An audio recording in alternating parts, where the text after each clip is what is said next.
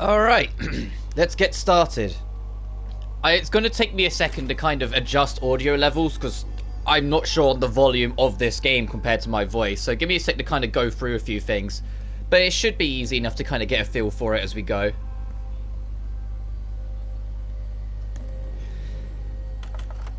Start with the options. It's the last time I played this, to give context, was like the opening month it came out, so like 2017. So it's going to be a bit of an uphill struggle to try and get back in the rhythm of it, obviously, but it'll be fun anyway. I'm aware that all this got added in post-launch updates.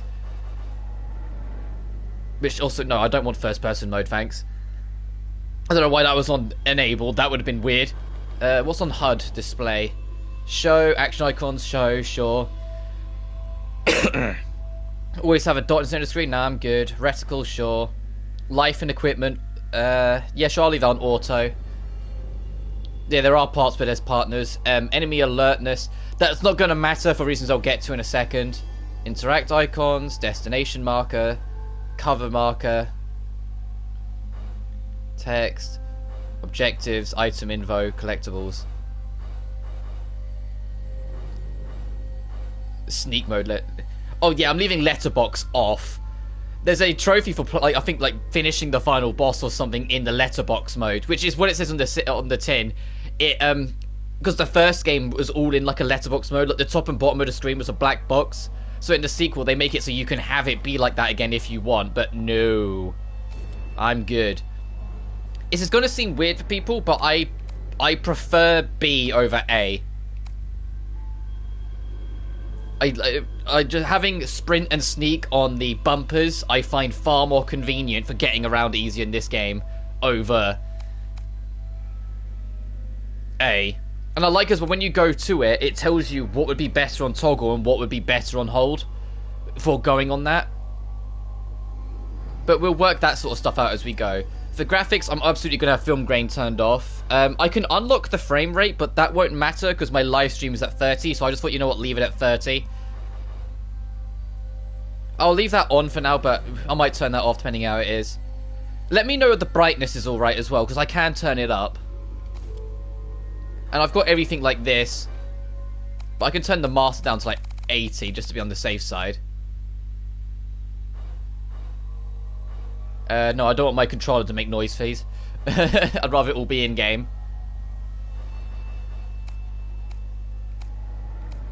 Yeah, sure, I'll leave it like that. Alright, I think I'm okay with that. Alright, you can probably see by all this, yeah, I did go through the game a whole bunch. Let's have a look. 11th? Oh no, that'll be the 1st of the 11th, because, you know, US way. So, 1st of November 2017 was the last time I played it, and that was wrapping up Classic Mode, which was, at the time, the game's hardest difficulty. I'm aware that's changed since then. They added back Akuma Mode, which I wish was there at launch, even though it was kind of bullshit. Akuma Mode is one hit you die mode. And in the original, it was like easy, normal, hard Akuma, whilst in this, they made it easy, normal, hard, classic. And classic is identical to hard, you just have limited saves. But there was a unique trophy and unique reward for doing it, so I did it. I think your reward was unlimited ammo for all weapons if you could beat classic mode. But I did it. You only have like 7 saves throughout the whole game, but that was forever ago. So let's jump straight in. We'll have a new journey. So I won't be carrying anything over as much as I'd like to. Here are the difficulties. Like I said, easy, normal, hard, classic, where it's the same as hard but you have limited saves, and Akuma, which the I think the difficulty of enemy AI is still set to hard. It's just everything will kill you in one hit.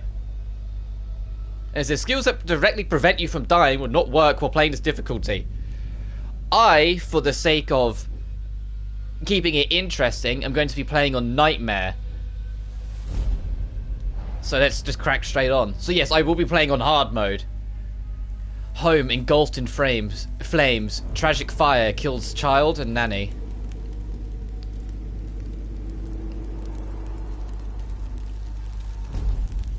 God, I'm so excited I actually get to talk about Evil Within 2.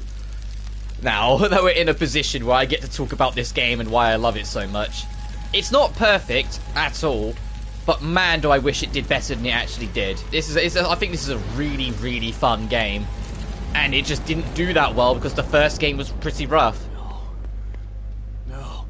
No, this is not happening. Also, Sebastian has a new voice actor in this game. To be honest, I think it was the right choice. I think his... Oh god, I need to adjust to the controls again. I think his new actor works out a lot better. I know a lot of it was because of the... Oh god, Lily! Because of the actor strike that was happening at the time. But I do think his new voice works. Because this is a lot more of like an emotional and more like potently personal game than the first was. Damn it! And so having a more human-esque voice and not just moody detective voice like you had in the first game, I think works. Where are you? Oh god, is she upstairs?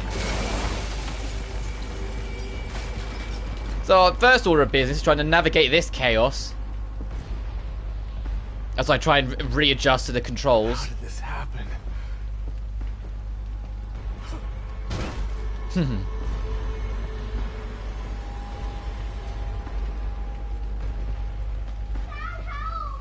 It's alright, Lily, we're coming. I'm coming, Lily. Just hold on. Got around the corner, Sebastian, please, thank you.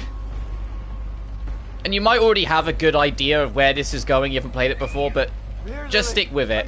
No, it's not there. It's over here somewhere, isn't it? Yeah, and it's going to teach you, hey, you can crouch. It is this door, isn't it? Lily? Come on out. Lily, where are you? I'm here. Dad's here. You weren't here for me, Dad.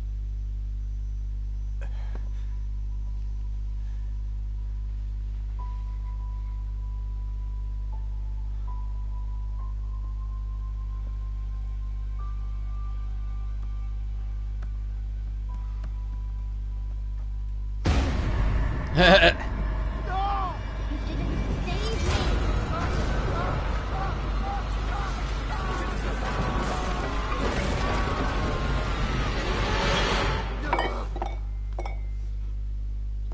me!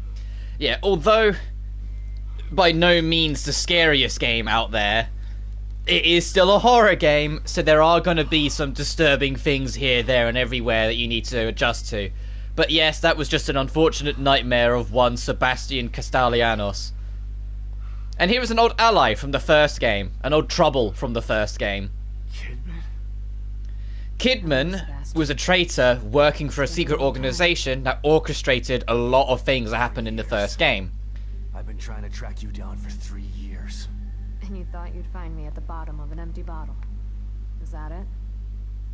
And why are you here now, damn it? You didn't find me because they didn't want you to. Calm down, Sebastian. You knew what was gonna happen in that hospital, didn't you? The hospital was the events of the first game. What happened? There is going to be a bit of context cleanup I'll be doing as we go on. Beacon Hospital is where the whole first game took place. It was like a psychological warfare.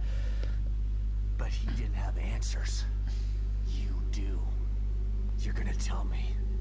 And Mobius Mobius is that secret organization that Kidman was working for that orchestrated all that psychological bullshit that happened in the first game. And of course, we're not here alone. We're being watched. Here because of this.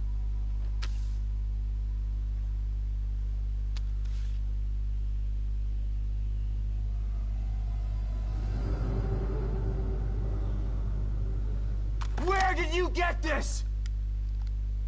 Lily's still alive.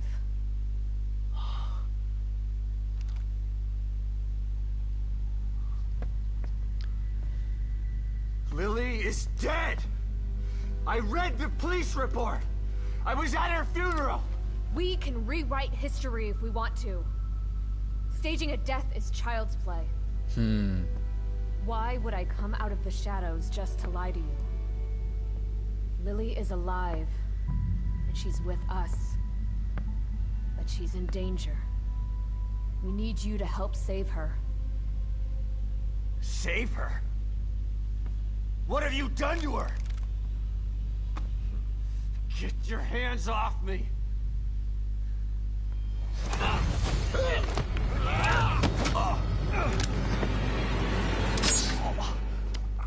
Oh, ow! I was hoping you'd come willingly, Sebastian. But we don't have time for this bullshit. We need you. Lily needs you.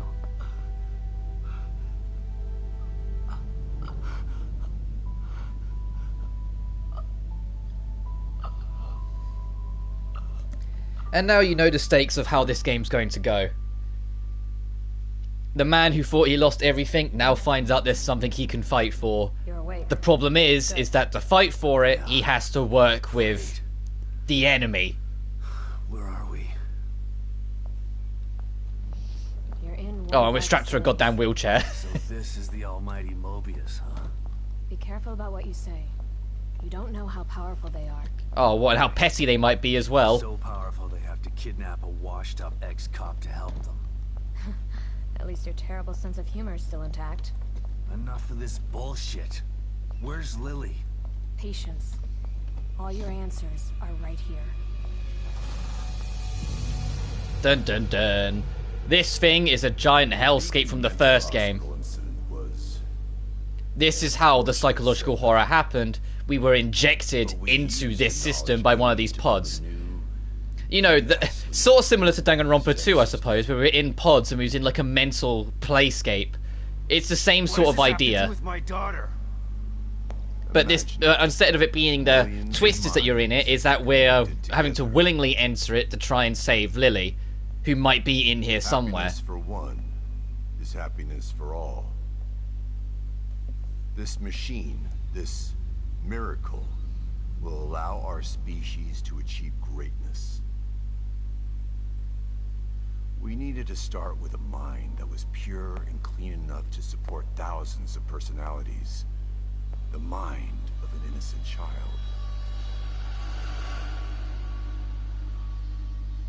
You connected Lily to that machine?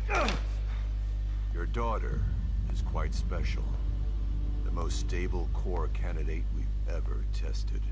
Yeah, alright, Mr. G-Man, but not. Thanks to her, the new stem has been a smashing success. Until recently. A little over a week ago, Lily vanished. Just stopped sending signals. Then the STEM environment began to collapse. And the stem We is what thought they it was call just a these, like, chemical glitch. worlds. Easy fix. These mental So we health sent a team worlds of in Mobius this. agents inside. But then we lost contact with them, and STEM went dark. Think about this, Mr. Castellanos. I am providing you an opportunity. Not only to see your daughter again, but to save her life. Yeah, an Something you opportunity thought that had wouldn't have failed happened before. if this never went wrong. If it went exactly as planned, Sebastian would have lived the rest of his life never knowing. It's your choice.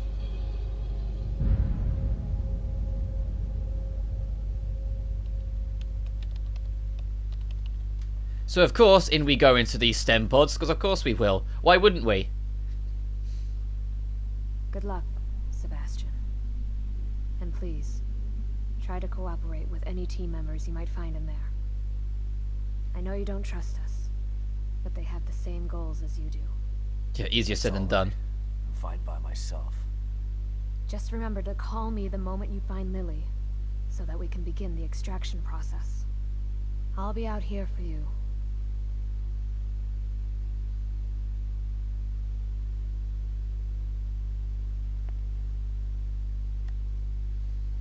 And someone else will be in there for you. Are you ready?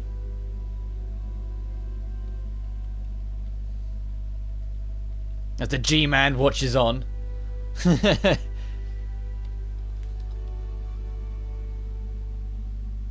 careful in there, Sebastian. We're counting on you.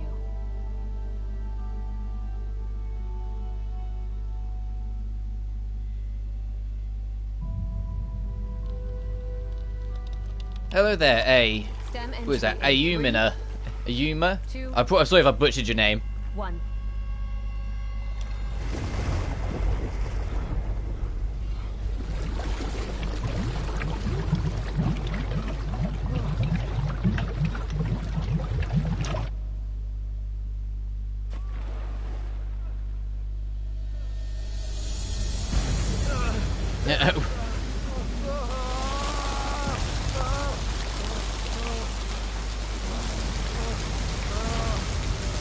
And you might recognize the developer of this. Hi, bye. It's developed by Tango Gameworks, who are now working on, I believe, Ghostwire Tokyo. So it might give you a better idea of what to expect moving forward.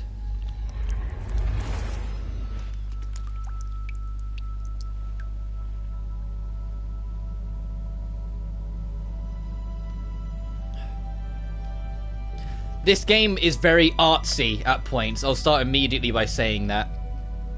We'll work on the brightness as it goes. I'm looking at the footage on like the live stream recording, and YouTube, I can see how much it's darkened everything. So I might brighten things up a little bit, but for now...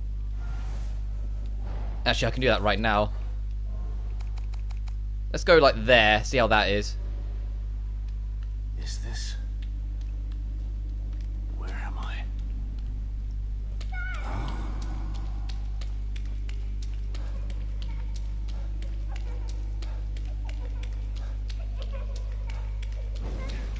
Dad, help me! I'm coming, Lily!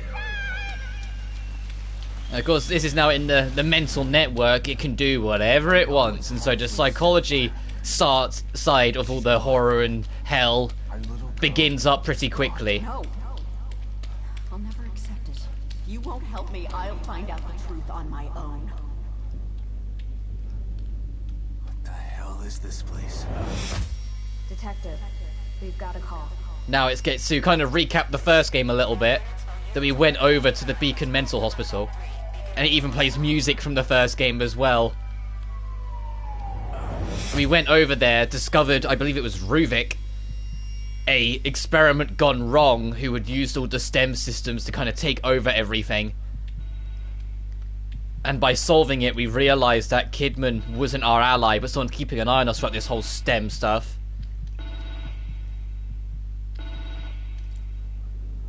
Never saw the first game, but I really like the aesthetic of the game's villain. Yeah, I liked Ruvik's design as well. I will be spoiling stuff from the first game as we go, because you kind of need to understand a little bit, so there's a fair warning. Sebastian, are you there?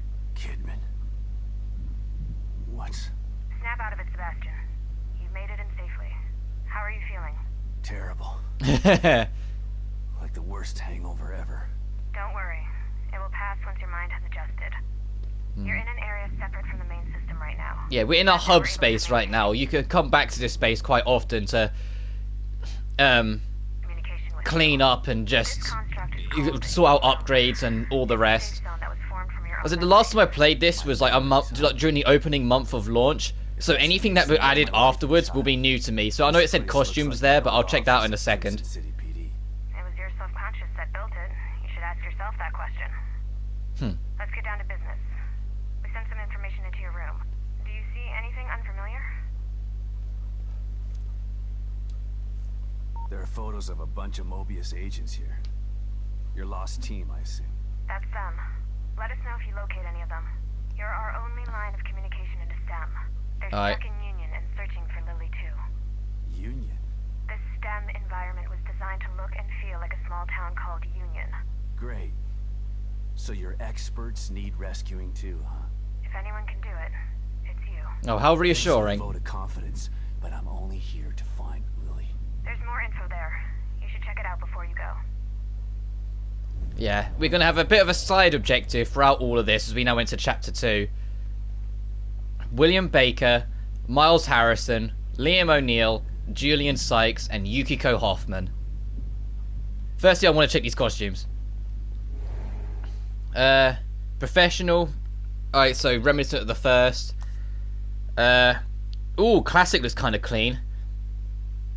Oh no, professional was like the prologue stuff. Classic is how he looked like in the first game. Drifter is how we saw him in the prologue. I wish he had classic with the jacket. He has this huge ass trench coat in like the prologue of the first game, and then he loses it afterwards. And I wish you could keep the jacket. But I'll keep what we got for now. This is fine enough. I might mix it up as we go on just to spice up the life a little bit, but as we go. Union, huh? Looks like any town USA. Yeah. It was designed that way to keep the test subjects calm and Calm and relaxed. The exact opposite of Beacon. What happened at Beacon was beyond our control. It doesn't seem like you've got much control this time either. Look, I don't know what you're going to encounter in there. Spookies, obviously. I'd suggest you try talking to some of the locals. You know, canvass the area. Just like you taught me back at KCPD. You were never a real detective, Kidman. And you're not a detective anymore. But let's try to do some detecting anyway, okay? Baker. Team leader. Well, then there you go. It was 6'1". Oh, could people like stop being taller than me? That'd be nice. It's not easy being 5'5". 5'10".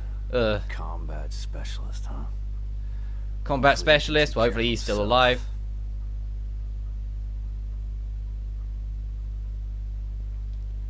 Liam O'Neill, 5'10". They must not have been expecting trouble if they sent in all these technicians.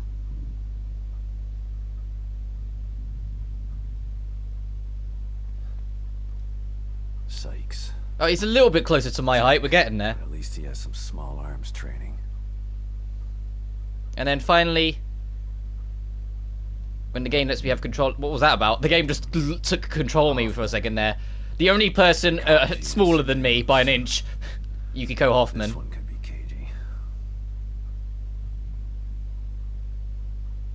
And then if you want to, you can look at this. Lily, your team, and now me.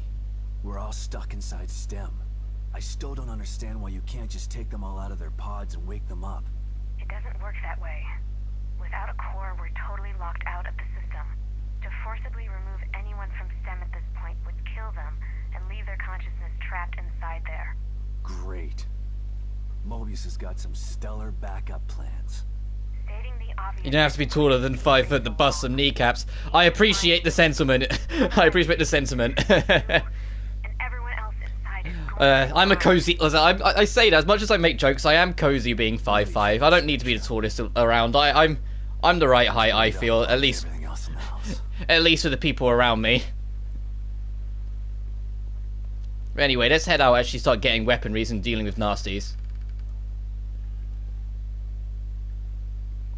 There's a little bit of motion blur. It's a shame I can't turn that off. I don't ever remember owning it. It's not that bad though, thankfully. It's not as bad as some games with motion blur. Ugh. But as you go through it, there are several different like collectibles per se. Elementary school? And one of them are these photographic slides. If you find them and go to the projector, which is actually right here, funnily enough, you can see things and then you'll talk about it and go on there. Doing all of them, I won't spoil what it is, but doing all of them teases at what was probably at some point either going to be a DLC or an Evil Within 3. But Kidman, you there? because the game really didn't sell that well, priorities were shift elsewhere, which maybe was for the better, just because, you know, Ghostwire Tokyo is now under this team's watch, and that could end up being a pretty interesting game. It looks interesting. Why would I lie about that? It looks super interesting, but To get me to perform like a who knows? soldier. You've lied to me I'll probably get before. it when it comes out. It depends when it comes out. I don't know if it's got a release date yet. Okay, I get it. And I don't blame you for feeling that way. You'll never know how I feel until you've lost your family. I never had a family to lose. Just two people who brought me into this world and treated me like a burden instead of a daughter. Better to have loved and lost. Is that what you're saying? Maybe.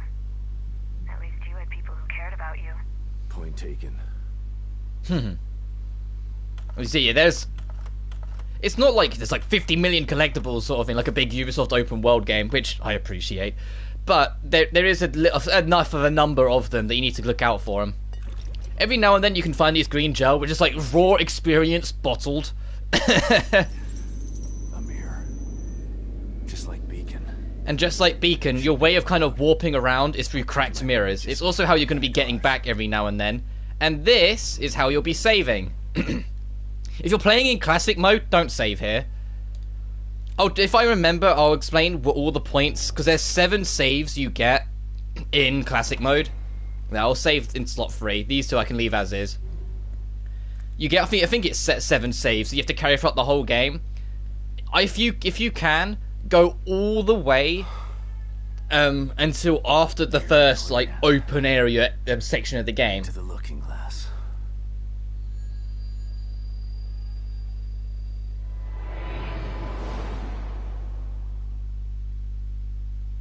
I wonder how much quicker it's going to load being off PS5.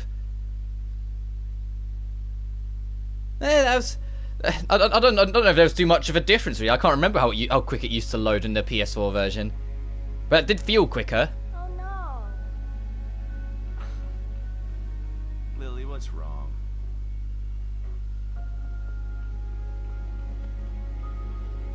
My doll's head is broke. It's okay. Mom can fix it for you. She can fix anything.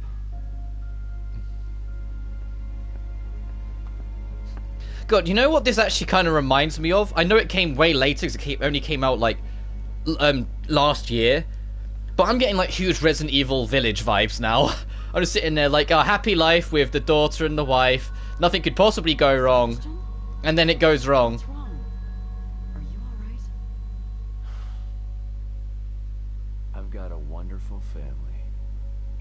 He sounds a little bit too Beautiful wife. like generic American dude in some of these earlier scenes.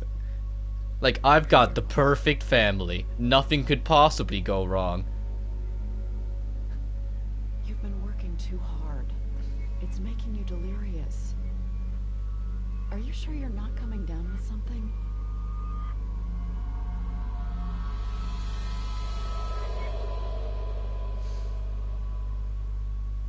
And I can't help but feel like when Sebastian is clean shaven, he looks like Ash from Evil Dead. Especially in the blue shirt, he really looks like Ash from Evil Dead, but like older. So maybe like Ash from Ash versus the Evil Dead, which was that TV show that came out way later, where obviously the actor was a lot older. Bruce Campbell was a lot older. Oh, but now we can actually bring up the HUD. Your stamina isn't as strict as it was in the first game, but it will still leave you after a while. And just like in the first game... No, never mind, I'll shut up. I was going to say, just like in the first game, but no, in the first game, they had an evil thing. When your stamina was at, like, less than a third, your sprint speed was hella slow. And I thought it was in the second as well, but no, it's only in the first one that they torture you with that. That your stamina bar is basically only 2/3 of what you got.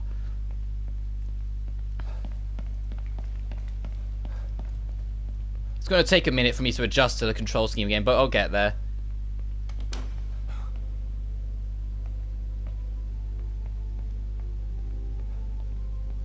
William Baker.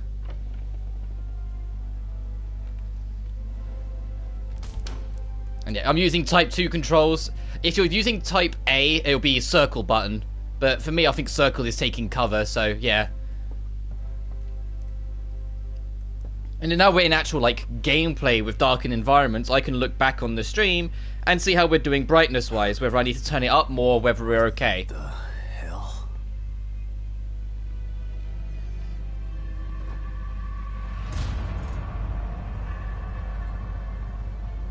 That's one of the search team. Baker.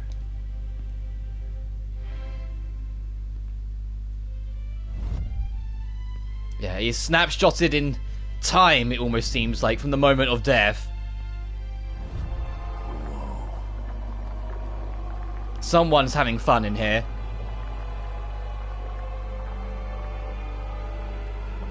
The team leader. One bullet. Straight through the head.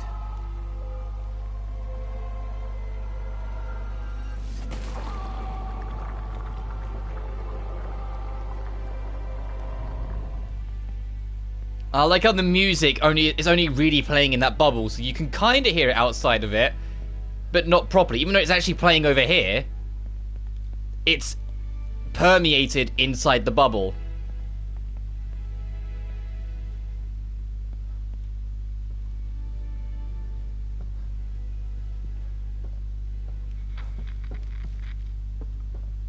And then the music just gets cut off as you go to leave, just to make it a little bit more spooky. Someone tried to block the way out. Or in. Go on then, Seb. Show us your muscle. Yeah, in your own time, dude. Hey.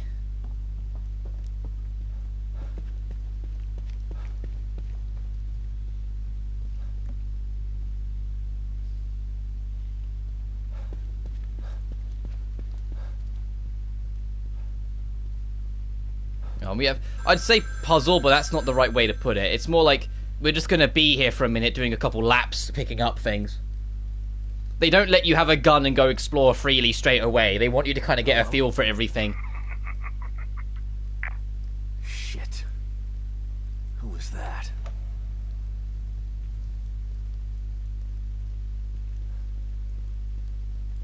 And yes, it does have the over-the-shoulder control, which will feel nice and cozy to Resident Evil 4 fans, or I suppose there's a lot of other games since RE4 that have done the over-the-shoulder, but I mean RE4 as in because of the like more horror-esque context, even though this game, just like RE4, does get a little campy at points. So you want like full spooky horrors, you're not going to find it here. It knows when to have fun, which is I always prefer. It's why so many people love RE4, because the game knows when to have fun or when to actually try and freak you out a little bit.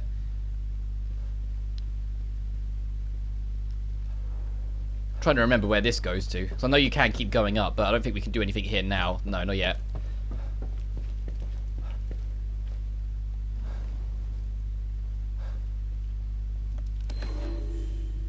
Oh, right, that fucking collectible. Here's the one that is actually a big collectible. Getting all the files.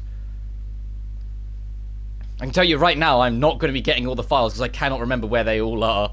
I could barely remember they even existed. Congratulations, Truth Seeker. Thanks to you taking the spiritual acuity test, we are pleased to welcome you to the next level of knowledge. Please report to the nearest MU center with this letter to ascend the probationary applicant to the position of MU disciple. The letter guarantees you an exalted position at the next cleansing ceremony.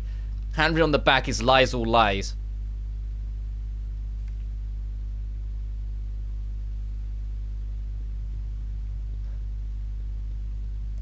Grand.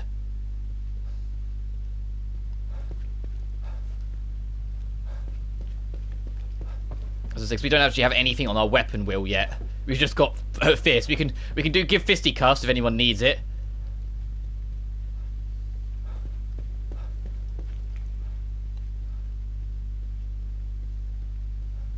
Oh, how artsy.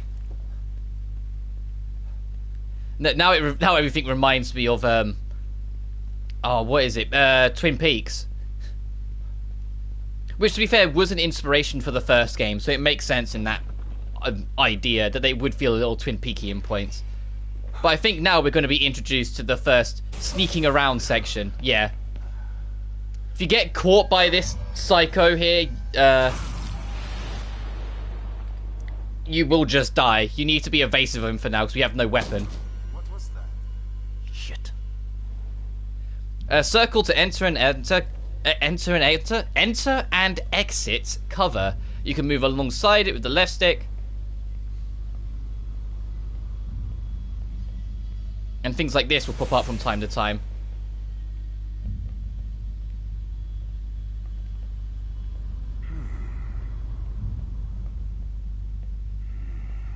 Yeah, so you don't have all day. You can't stay there forever.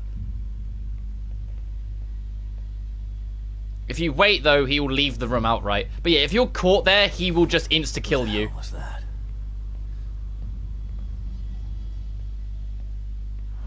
Just like the search team member.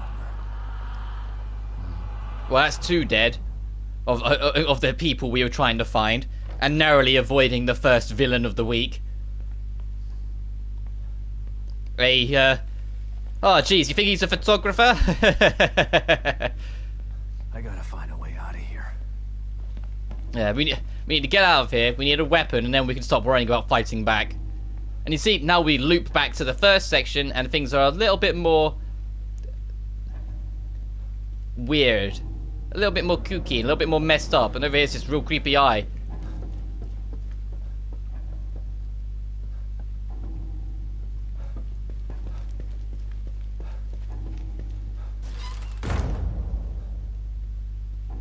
Hello?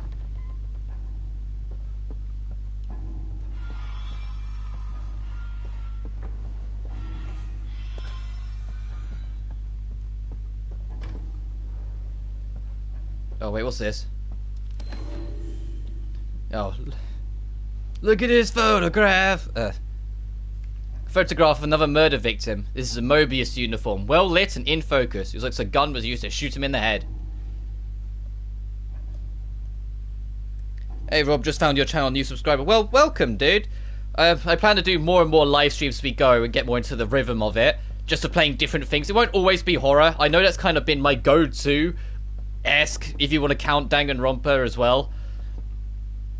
But I just want to keep on playing games and keep on enjoying it with you guys or anyone that wants to come by. So, welcome on in. I hope you enjoy your stay in my quirky little British corner of YouTube.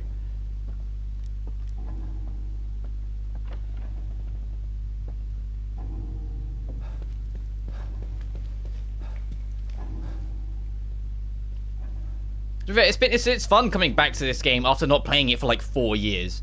Like, to try and get a feel for everything again and remember where I need to go and what I'm supposed to do. Like, yeah, I'm likely to miss things as we go, but oh well, that's just part of the fun, you know? You get to bounce off it and have a jolly old time. I'll try not to spin the camera so much, but that's just... I tend to do that a lot in my own time. Like, investigate everything with a glancing approach.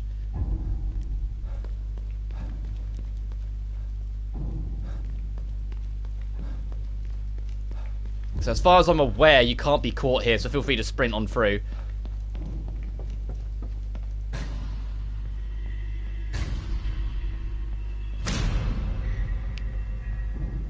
Oh, and here's one of the more disturbing things, a bit of a Crimson masterpiece called Rebirth.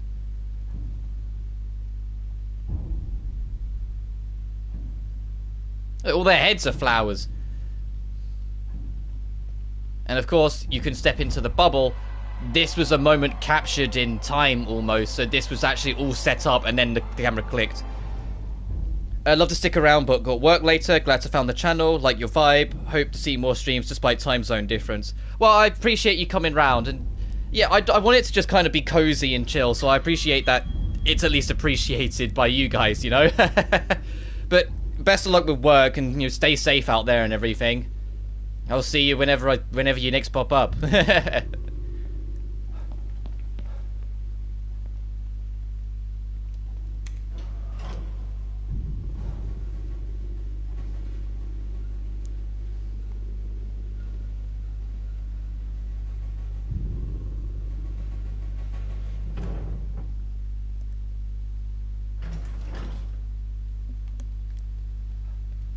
And now, it's like, now we're out of the horror, let's go back to grungy, gritty environments and tell the player how to crouch for a third time.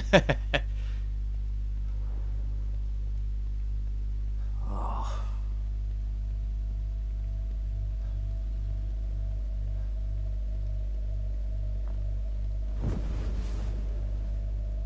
Come to the eye, turn around. Yeah, the first game does this a lot. There's a lot of, things that happen just out of frame. So you go to investigate things, you come look at it, turn around, something's changed. Go to it, turn around, something's changed. The first game does it a lot more than this one, because I think this one they kind of know the trick was getting a little old. But they still have a bit of fun with it.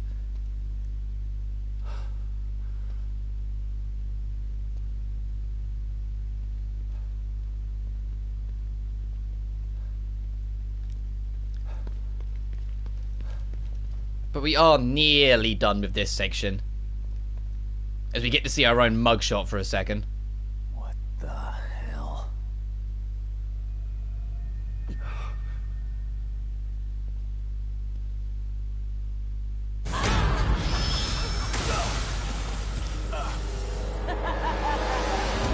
Oh, right, yeah, this thing. I had to think, I was like, what the? I don't remember fighting this thing right now. You can sprint straight past her, by the way.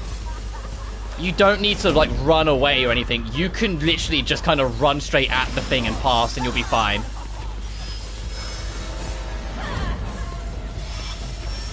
And you should have just barely enough stamina to make it all the way to the door. There we go. That won't save you forever, though, so keep moving. I'm trapped in here. You need to get up into this vent. Because, you know, they do have a giant... You can hear she's just broke in. So you only have so much time before you're in super danger.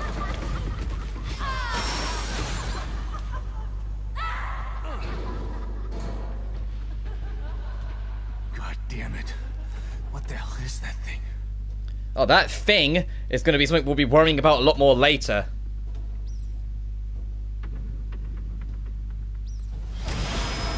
Also, don't make too much noise down here. I don't think you can actually be hurt by that. I think if you just push forward through it, it's just like a context thing. But yeah, if you see any squeaky mice or rats, maybe don't go near them, because they'll make noise and then get slashed up for the consequence.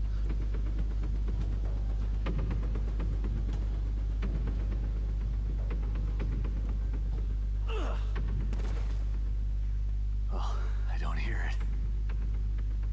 Alright, home free. Of course it's not that easy. Oh, you gotta be kidding me.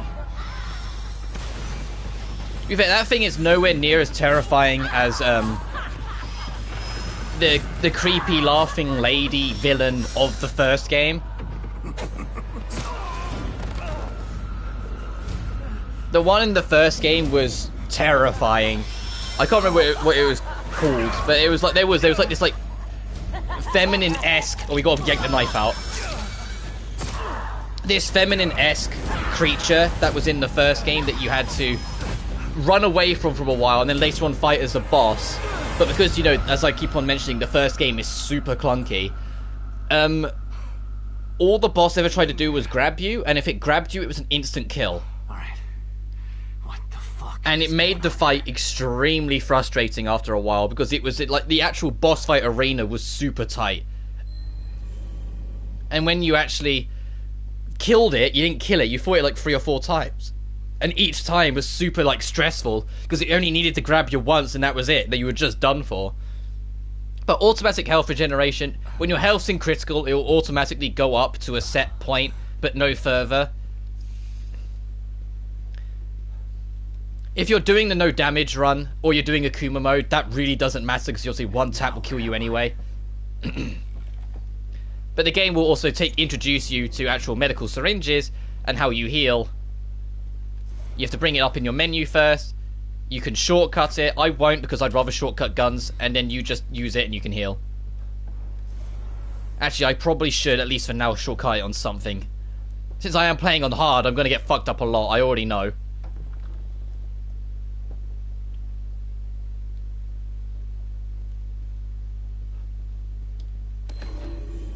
Journal in Abandoned House. The handwriting in this journal is neat and precise. The final entry reads as followed. Just got the call. Now I know the reason for all the weird shit that's been happening the last few days. It's the worst possible scenario, but at least I don't have to pretend anymore. The things I've seen, they've all changed. It's too late to save them. It's time to put my training into practice. May God have mercy on their souls and mine.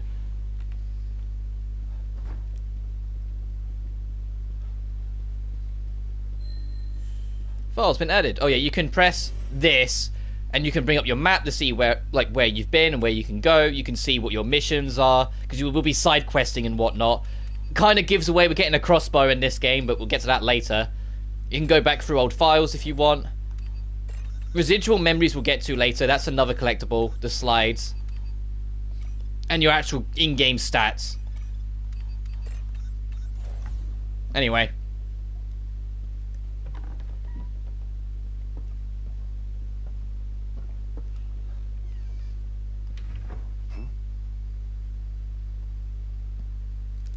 Now we have a gun. Because Sebastian has a stupendously good keen eye for some reason.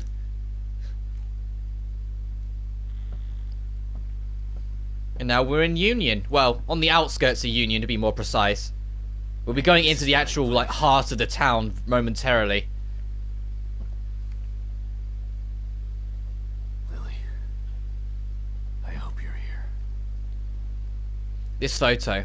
I thought it was lost in the fire forever. I remember when we took this. Lily's breath smelled like cotton candy. Myra never looked more beautiful. What did I get myself into? Kidman? Sebastian, where have you been? We lost you. I don't know. But it sure as hell wasn't a quaint little town. There's something bad happening in here, Kidman. Baker is dead. There's a killer running around in here, doing things that are... It's like Beacon all over again. What the fuck did you just send me into? I don't know. We're in the dark out here. Baker was the team leader. If he's dead, that doesn't bode well for the rest of them. Keep searching around. The more info you gather, the more I'll be able to help you. Yeah. Sure. He sounds a lot more frustrated now. Oh, right, the last chance stuff. You've acquired the following items. The burst handgun, 50 gunpowder, 100 weapon parts, 1 high-grade weapon part, 1 medical herb, and 5 herbs. Yeah, yes. Was it just forced into your inventory? Hang on. Oh, it is. It's just... No, I'll use what you're expected to have. The medical kits permanently expand your health, if I remember rightly. Oh, no, I didn't mean to actually use it. I wanted to investigate it. Well, never mind. Never mind. That wasn't my intention. I wanted to investigate it. I wanted to see if there's like a thing you could click on. Well, never mind. Oh, well. Let's move on.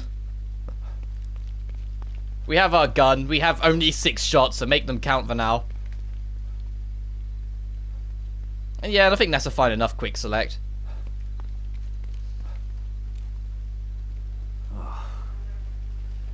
Poor son of a bitch. Left here to rot like this. I'm going to be pushing for stamina upgrades as soon as I can, just because even though it's a lot better in this game than the first, it's still a short stamina bar when it matters. Too quiet.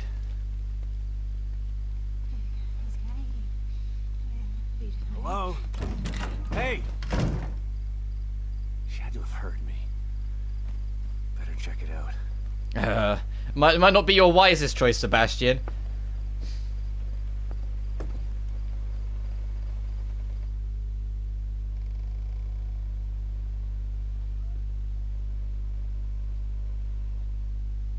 Hello? Skin and bones, eat. Gotta eat. Skin and bones. Gotta eat. Yeah, there is a lot of little pop-in in this game, which it feels like a bit of a sign of the time. I feel like it was very common for a lot of like mid to late PS4 and Xbox One titles that everything like had a lot of pop-in during cutscenes. I said eat!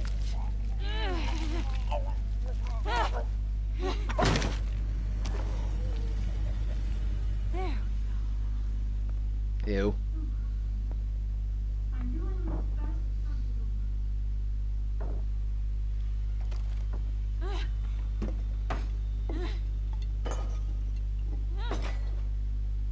What the?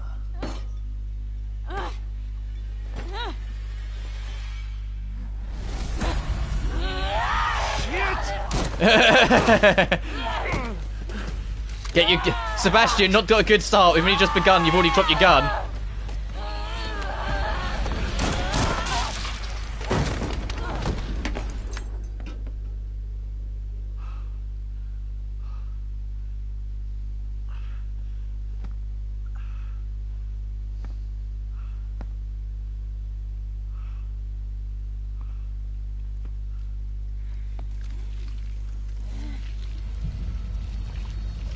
Yeah. To actually properly kill these enemies, the head needs to be completely dealt with. Alright, time to pretend I can aim. Missed. Missed. Got it, okay. Only used almost all of my shots. And you can hear the moment you finish, we're not alone. Something else is about to come join us, so you need to get a move on and start looking around.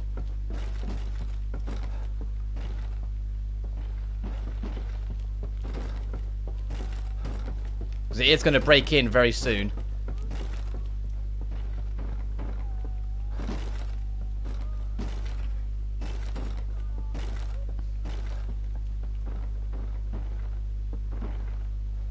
Aha!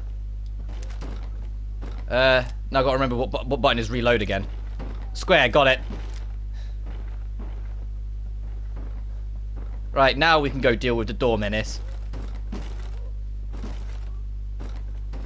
As I said, I don't think the door menace breaks out until you actually come up here and get ammo. So you have time to kind of think it through and plot how you want to approach this.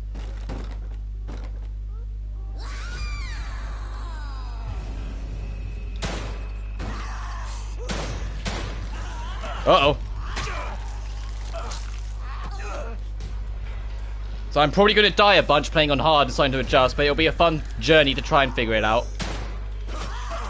Oh, for God's sake! I'd prefer not to die on encounter 1, though.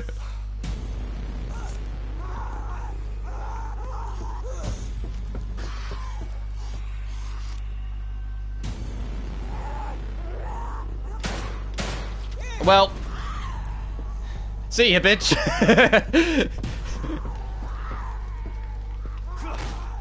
If you're sprinting, you will kick doors when you go to open them instead.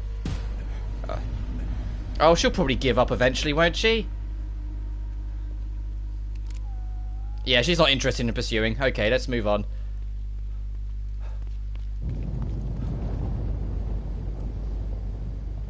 I could have tried to, like, circle her and just do that a whole bunch, but we would have been there all day. On easy or normal, knifing enemy to death isn't too bad, but on hard, yeah, no, it can take a little bit. Can you break these as well? I don't think you can. No, you can't.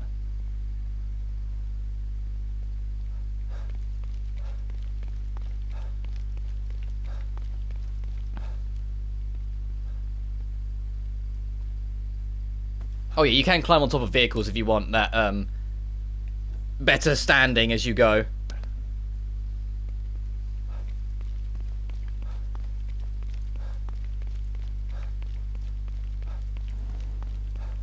Well, thanks for telling me how to sprint again, game. It's all like I've been doing it on and off for a while.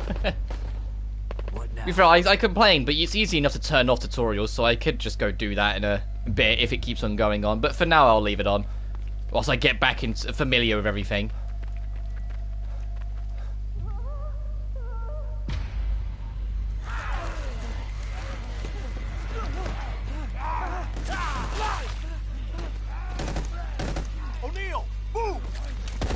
Right, now we've got an idea of where some more of the squad members are.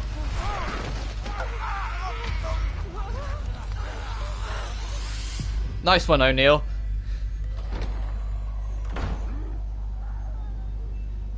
He saved your life and you couldn't repeat the favour. Some of them are still alive then.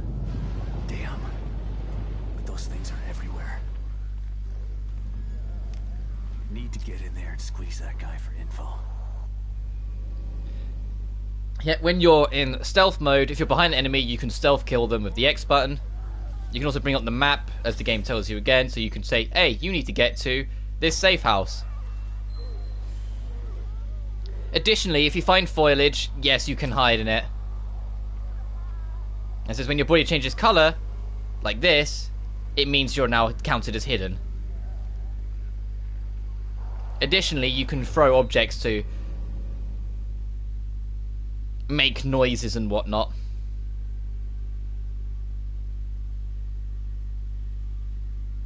After purchasing the bottle break skill, balls can also be used to break out some enemies' grab attacks, but you need the ability first. If you're on easy mode though, it'll give it to you right from the bat. Wow, O'Neill. Yeah, literally, his body saved him and he's gone. Hey, John.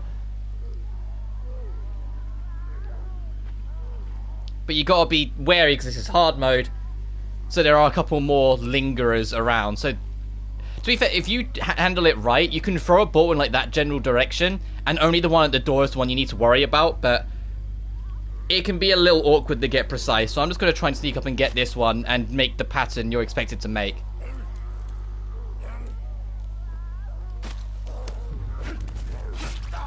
Also be aware, although it's not for all the... Oh shit, we've already been spotted. Well... Hey, you don't worry about me. Hey, look, I don't exist. Look, see, look, I'm gone. I'm vanished. I'm no longer exist. I don't exist. I don't exist. I don't exist. I don't exist. I don't exist. I don't exist. You can look around all you want. You little red-eyed zombie fucks. You can look... Yep. I'm not here. Go away.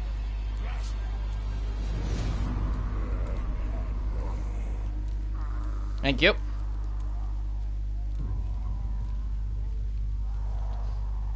Like I said, I'm pretty sure on easy and normal, there's only 2 zombies, one at the car and one at the door. But it's been a while since I obviously played this game, and also been a while since I last played on hard. But I do find normal too easy in this game. It's why I, like, when I was planning what I was going to do, I immediately went, no, I'll go on hard, because it'll make it interesting. Especially if you've played the first game. If you played the first game is stupendously difficult at points. And so when you come to the second one, you're already kind of adjusted to that. Also, I don't have to tell you, don't go over there yet. You won't last long. This is a bit evil as well, by the way. You have to actually break this if you want this, which will make noise. But the enemy goes back to exactly where they were. So I'm going to try and deal with him and then go back to get that experience.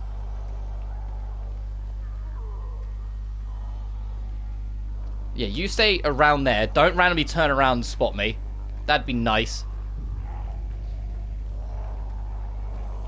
Are you kidding me? Are you kidding me?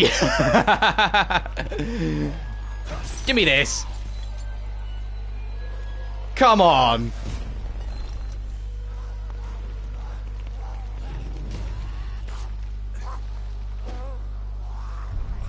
Come on, that was utter shit. Come on. Yeah, you don't know where I am now. Have that. This isn't Splinter Cell. I don't have to hold the left stick in only part way to not be heard. That was insane. Well,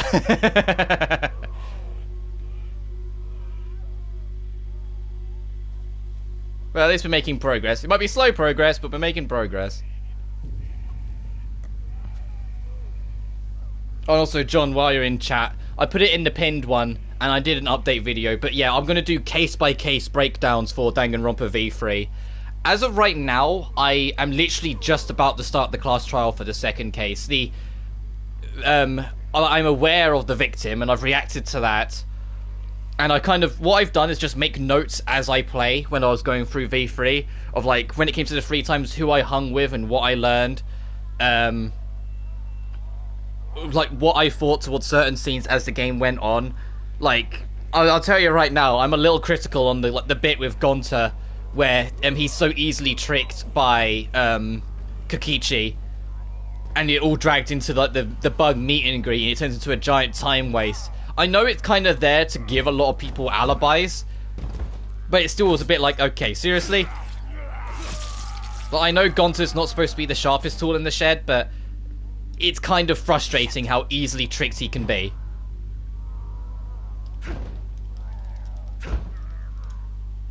Especially when Kokichi is such an obvious little shit.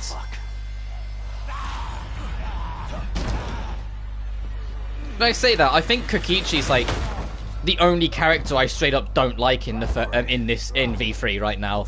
Like, even Tenka, as much as she annoys me with the whole degenerate male this, degenerate male that, even she's like kind of turning me around a little bit because of her very blatant crush on Himiko. And how jealous she's getting that Himiko is like spending so much time with Angie because Angie's fucking converted her. I just say that's the thing. I like Angie, but Angie is annoying me a little bit because it does feel like cult conversion that she's kind of pulling on Himiko.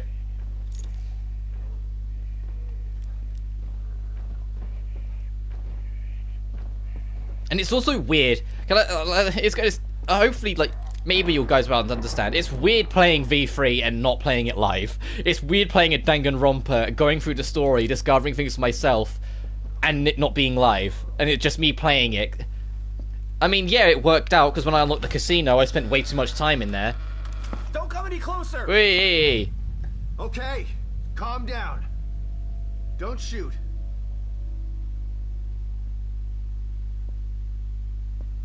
I'm not gonna hurt you. See?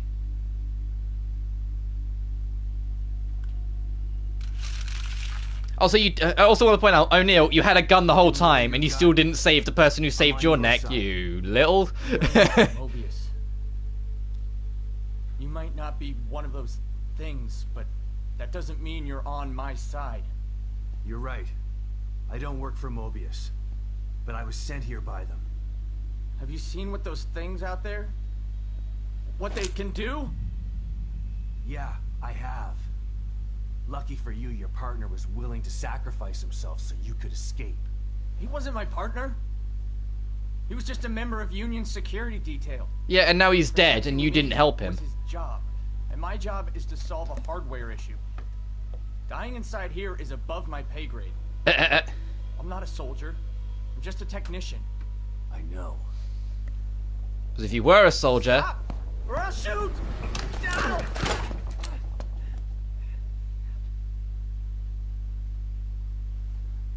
A soldier would have taken the safety off. I told you, we're on the same side. Let's try this again. I'm Sebastian Castellanos.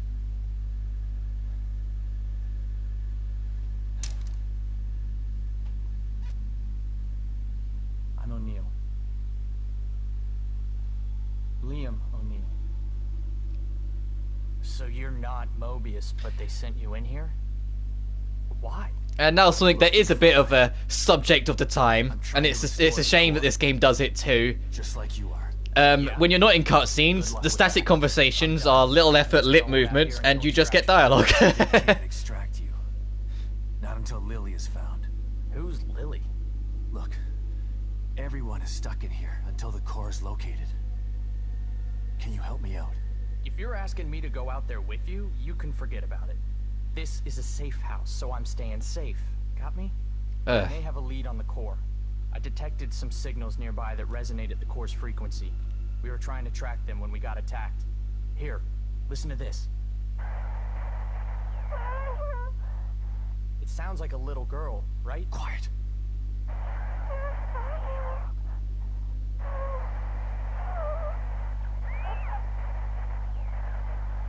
Was that her? The core? I think so. But I've been picking up all sorts of weird signals on my communicator since we got here. No way to know for sure until you track it to its source. How do I do that? Your communicator can pick it up too. Once you're out there, check it. You'll see. You'll probably pick up other signals while you're out there. It wouldn't hurt to follow them to find out what... No way. The core first. It's the only way we're getting out of here. Suit yourself. Let's pair up our communicators. That way I can tell you if I find anything. Yeah, okay. Can't hurt, I guess. And now we're in chapter 3. I can't remember how many chapters this game has got. I think it's like, like somewhere between 14 and 16. The early chapters go by quite quick. It's just later on where the game gets a lot more big. Saying that, chapter 3 is the first like big-ish one because you get to explore the town at your leisure. You don't have to go straight to the objective, and there's a lot of good incentive to do so. Like, oh, you know, new weapons. Like, there's going to be parts you can find to make a... I think it's a sniper. There's a key you can find that will lead to a shotgun. There's a crossbow you can find in a car. There's reasons for you to go look around. So you've been stuck in here a week already? Has it been that long? Damn. Time's a little fluid in here. This was supposed to be a simple in-and-out job. Like, home in time for dinner simple. But this is different than anything I've ever seen before. What do you mean? Wonky stuff usually happens when a core goes AWOL, but what's happening is more than that. This place is falling apart at the seams. We use the stable field emitter, but it's not working like it's supposed to. What's the stable field emitter? If Mobius sent you in here, shouldn't you know this stuff already? Well, no. You want to explain? There was a security force already in here to help us. But yeah, there are 5 search team members. Wait, did you just say were? I found Baker. He's dead. Huh. Doesn't surprise me. He locked onto a powerful signal and went to investigate. I told him we should just request extraction and report our findings, leave the dangerous work to somebody else. But he wouldn't hear of it, being team leader and all. Oh, yeah, he had a bit of an ego. Thinking, he's like, yeah, I can do it. Between brave and foolish. Yeah. There's a thin line between prudent and cowardly, too. Tomato, tomato. I'm not saying I'm glad he's dead. What kind of asshole do you think I am? I hope the others are okay. I'll let you know if I find anybody else. You'd really do that? Thanks. I'd appreciate that. It's more dangerous out there than I expected. Any idea where I can get some weapons and supplies? I tried to tell you about this one signal, but you didn't want to hear it. Well, I'm all ears now. Picked something up from 2 Mobius security team members who were talking about weapons caches. Maybe yeah, and this is the game's way of kind of informing you, hey, look around when you go outside. You might want to find what you could find. Maybe if you hadn't let your last guard take the fall for you. Whatever. O'Neill doesn't want to hear it though. Every time you kind of go, hey, maybe if you tried to help the person who helped you, he always goes, I don't care. I'm alive, he's not. Oh well. But we got our first side quest. Those things are pretty tough.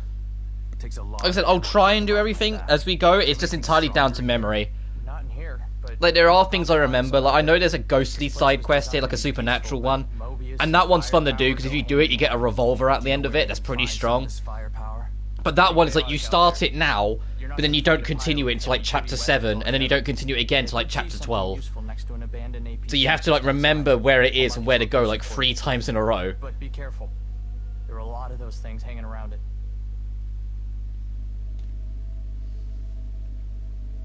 But you can save your game here. If you're doing classic mode, I still would not recommend this being your first save, if I'm honest. The kind that leaves the person who saved his life to die. Yeah.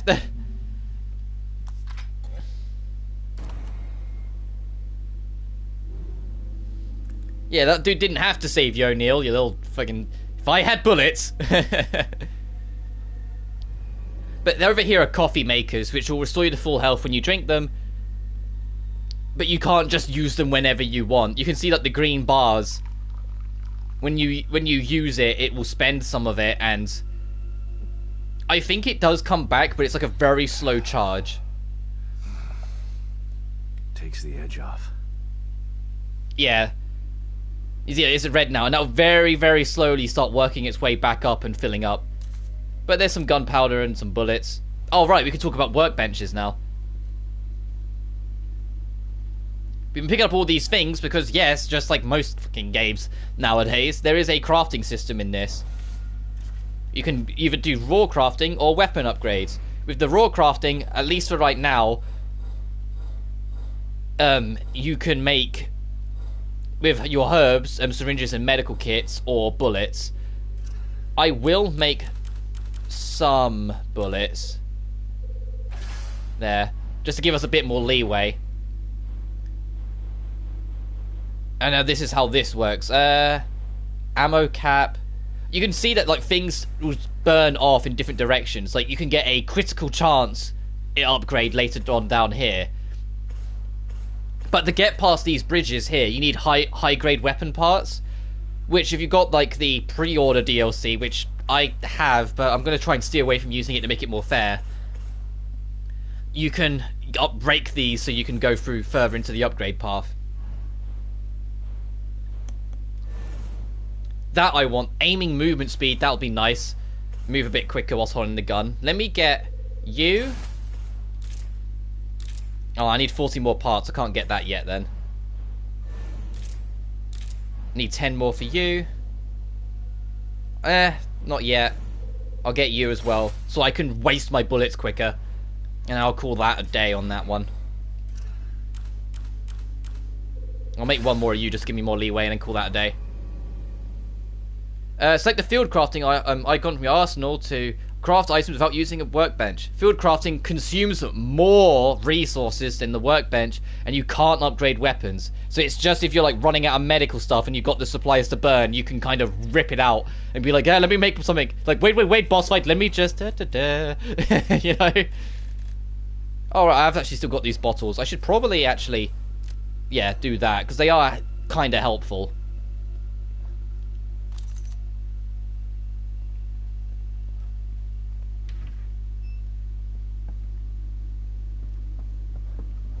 And at the end of the hallway, the looking glass is here, so you can return back to the hub area if you want to, where you can use the green gel instead to upgrade you, or if you find some of the secret key collectibles, open the lockers. And you probably wouldn't have heard it because we were only there for like about half a second, but the music that plays when you're near a looking glass is Claire de Lune, which is why I think it's fitting that I went from Danganronpa V3 to this, because both of them have Claire de Lune in it. Yeah, and later on in the game, that little space with O'Neill won't always be there, so there's a crafting bench in here as well if you'd rather do it there.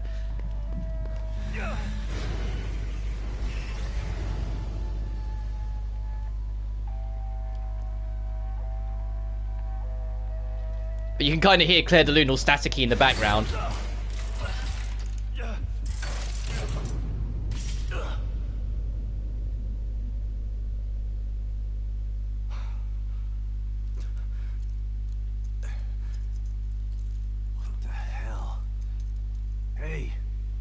Me out of here. Detective Castellanos, what a pleasant surprise. Welcome back. You again? How are you here? I could ask you the same question. Regardless, it's nice to see a familiar face. Tatiana's never really explained. She's just this nurse that's around in both of the Evil Within games that acts as a way of being your upgrade path. Just like before. Yeah, you can click on this, or well, we can't right now, but you can click on the lockers and use the locker keys you can find. But this is your green gel upgrade path. This is your personal upgrades.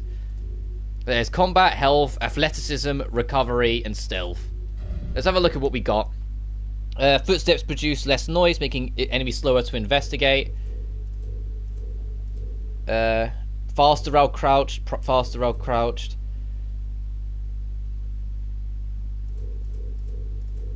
What's this? Bottle break. Bottles in the inventory will automatically be used to break free. Oh yeah, that's the thing that you have automatically in easy mode. Let's see what else. Combat. Reduced reticle sway. That could be helpful. The physical stuff doesn't help, but push kick can be kind of nice. You can, like, if you stun an enemy, you can kick them away from you to give you a bit more room. And you can also get synaptic focus, which is hella expensive. Look at that, 75,000. But it's basically, you press triangle, it goes into like bullet time. But similar to the fact that you need high weapons things, the high weapon parts to upgrade beyond certain points, you need red gel to upgrade beyond certain points as well. Health is just exactly what it says on the tin. You can get up to twice the normal amount of health, but you could also increase how much your health would regenerate by when you're low. And what's this one? If an attack would have just barely done enough damage to kill you, you'll grit your teeth and bear it, remaining alive with a small amount of health. So it's like a once more, and then Defiance 2 raises the threshold of it. The easiest way to put it is that if you're on like 1 HP anyway, it's gonna bloody kill you. But if you're on like 20 HP and the attack does 25, although it should kill you, you'll just barely survive because you're kind of in the average of it. But if it did like 40 damage to you and you're on 20 health, it'll kill you. Whilst Defiance 2 raises that average. So it is like a cushioning. You'll see it won't save you from everything, but it will cushion some of it. Stamina would be nice. Gives you a chance to basically avoid an attack that would have damaged you. Certain attacks cannot be avoided. 20% chance to auto dodge. And recovery speed would be nice. I'm going to get you. And I'm going to get... Oh, I don't have enough. I only have 200. Oh. And recovery is how much health you get back from it. And yeah. Wait, what's this one at the top? Automatically use a syringe when taking fatal damage. Does not work. Okay, instant kills won't work. That'll do. I don't understand. This place. It's just like Beacon. But this isn't Beacon. This is Union. Is it? It all seems familiar. But because there was never an Evil Within 3, because like I said, this game unfortunately didn't do that well, I doubt we'll ever understand the mystery of Tatiana and who she is and what, like why she's always here to help us. But this over here, throughout the game, they're scattered throughout the entire adventure, so good luck finding them all without a guide. There is a key for each individual locker here. Each one has a near randomized reward. Sometimes it's just green gel, sometimes it's like high weapon parts. It's never anything like a brand new weapon or anything like that. It's just like a shit ton of experience or a shit ton of weapon parts or things like that.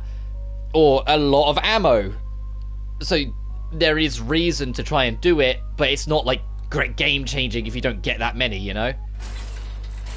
We'll see how many we'd stumble into on our adventure. I have, like I said, zero recollection of any of it, but you never know. And then you can save here if you need to, and you can head on out when you need to. I don't think there's anything new here. No.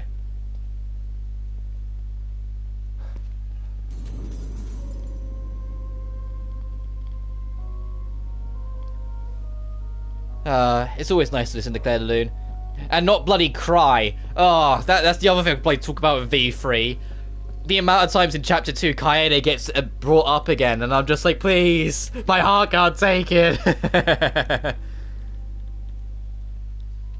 I get it though, and like Kaede is not only used as like the crux of Shuichi's development, but it's used as a significant piece for like everyone. Like Kaito is like saying, yeah, you made that promise to Kaede, you need to get your ass in gear. Like he even made himself. That's plot. Looks pretty far away. And that's side quest direction. But it's like Kaito brings up, it's like, no, you made that promise. He made himself, well, he made us his sidekick, even though we do all the work. And I thought that was kind of charming. Or at least we will be once we raid the supplies. Come on. That must be the signal O'Neill mentioned. But let's have a look at our map. This is side quest. This is the game just tells you there's a crossbow over here. Go fucking get it. And all of this is where we can now explore relatively freely. There's going to be enemies around. There's going to be houses here, there, and everywhere. Plots there. You can go straight for it if you want, but we won't. There's another safe house with, it says, like a mirror and coffee machine on the other side. If you're playing classic mode, as I said, you only have 7 saves. Your first save should be in that safe house. But when you choose to do it, it's up to you. If you can, wait until the plot requires you to go back here. Because there's like an entrance to the sewers here that we'll go to later. Then use it. But it's up to how comfortable you are. Because if you die, you have to do everything we just did again. Because in classic mode, there is no autosave or any kind of comfort. It just kicks you back.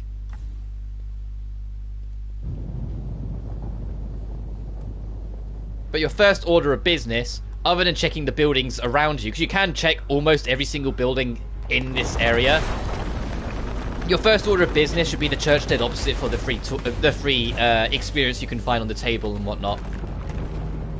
And then we'll start stealthing our way down to try and get that crossbow.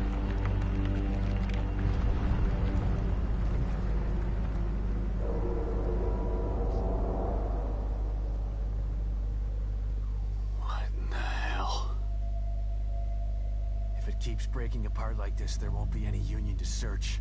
Yeah, and now you know why there's different hub levels. This is only the first hub of several. Because the other hub is there, and we can't just go there yet.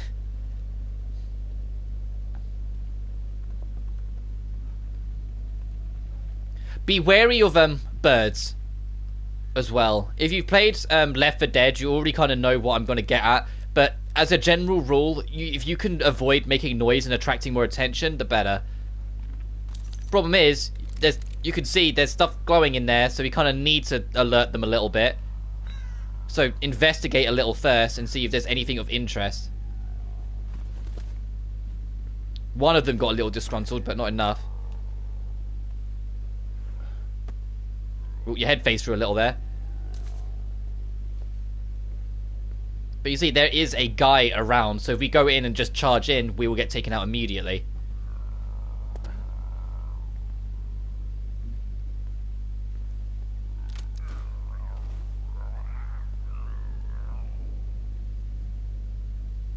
It sounds like he disturbed the birds for us. Are you alive? I was just about to step over you. It's like, are you alive? Are you going to cause trouble as I go past? I think you are alive, but I didn't disturb him, thankfully. Let's nab this axe. Axes are wonderful. It makes your next melee attack an instant kill, but the axe will break. Try your damnedest to keep a hold of it. These things are piling corpses up here. But why? There's a particular enemy that we'll get to later on. Oh, it's just a straight up ran away. Okay, never mind. There's a particular enemy later on that is evil to try and deal with consistently, especially on hard mode. So if you can make it that, actually, are you alive? Let's just sprint around for a second to see if I can make enough noise to alert you. You are alive. Well, no. Let's back up a sec. Got ya. Oh, no, you're still alive. Now you're done. There, so I need to get back into the rhythm of aiming. Did anyone else hear that, though? That'll be the problem. So we haven't got a silencer on our gun yet, or anything like that. No, I think the other enemy proper booked it.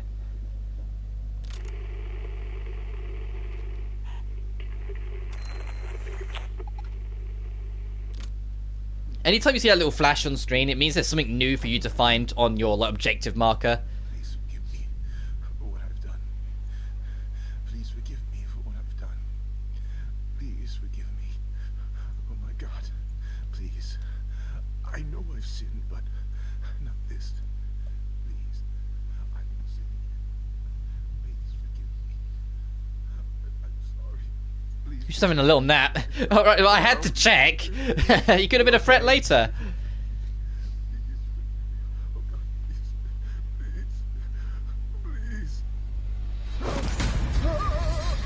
Uh-oh.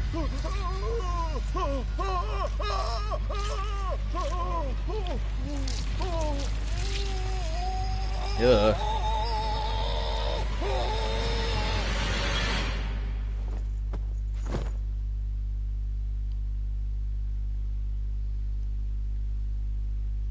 Should I axe the priest? There are more axes around, so I don't mind using just one. Just to show you what I mean with how effective they can be in like turning the tide. Obviously the axes won't work on bosses. They will still hurt them more than a normal attack, but...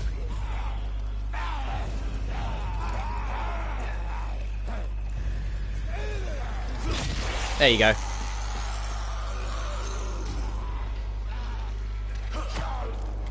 No, break this. Thank you. There's a locker key. That one I remembered. Right, now let's back up a little bit. How many of you are in? Only one? I'm sure I saw two break in.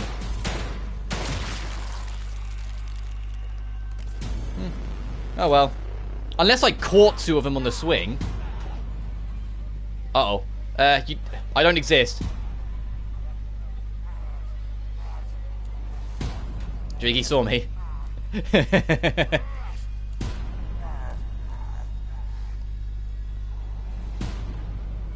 Don't suddenly turn around. Thank you.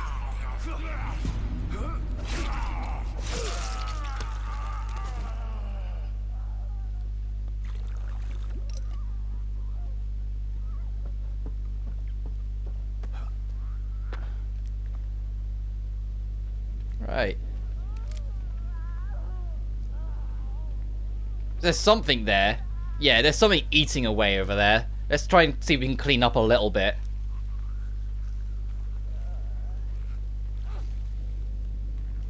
Oh, no, you're up now.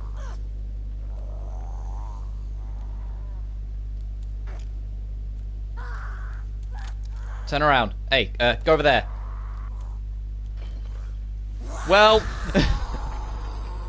Hey, have that. Shit. Ow.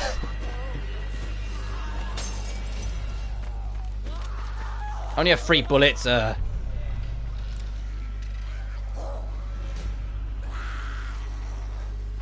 You're Riley. I don't know if I really want to fight you with how Riley you're being.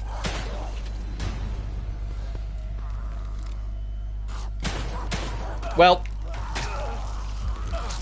Alright, I'm gonna leave. You enjoy life. See ya. O'Neil, open the fucking door! O'Neil!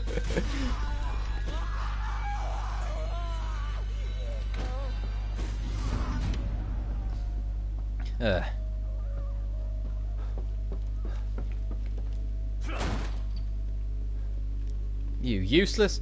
And I say it's still not full yet. It's still going. So I mean, it's super slow. You can't be overly reliant on it. What's this over here? Sure.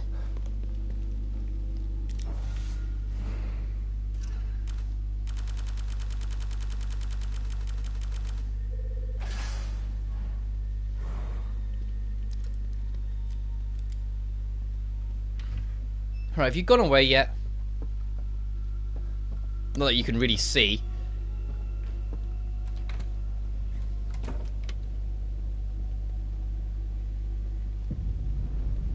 Oh well, let's actually move on to where I want to head to. It's way down here. There's a lot of folks down here, so I have to be careful, but the crossbow's down here, so of course I want it. No. Get that. Thank you. And they probably heard me break that, so I'll sneak into here for a second. Oh, you have an axe on you. Oh, okay. Your priority.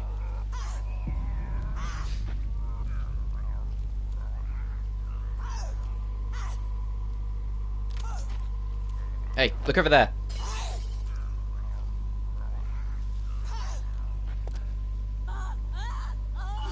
Thank you. Thank you.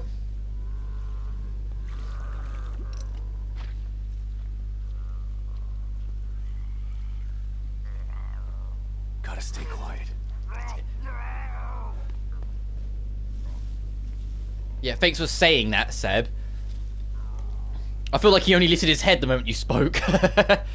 If you're playing on easy or normal, there'll be a little indicator above the enemy's head as well, telling you if they've actually fully caught on to where you are, or whether they've just kind of sort of seen something.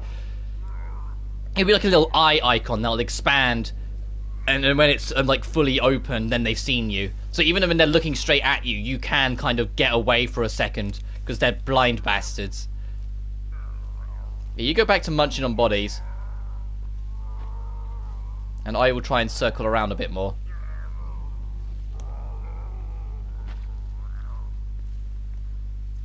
You can also see on the back of Sebastian the number counting down. That's telling you how close we are, if I believe, to the actual objective we've locked onto.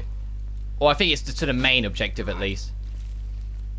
Well, let's kill you first before we investigate.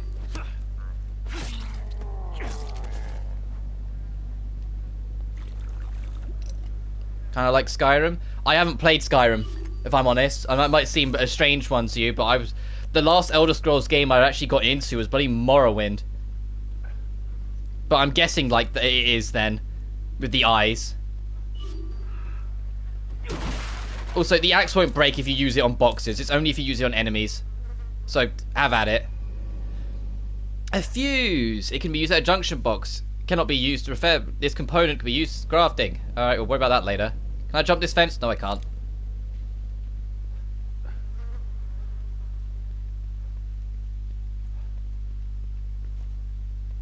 But yeah, that is how it generally works. When you're on easy or normal, you can see the indicator, but because we're playing on hard, we can't.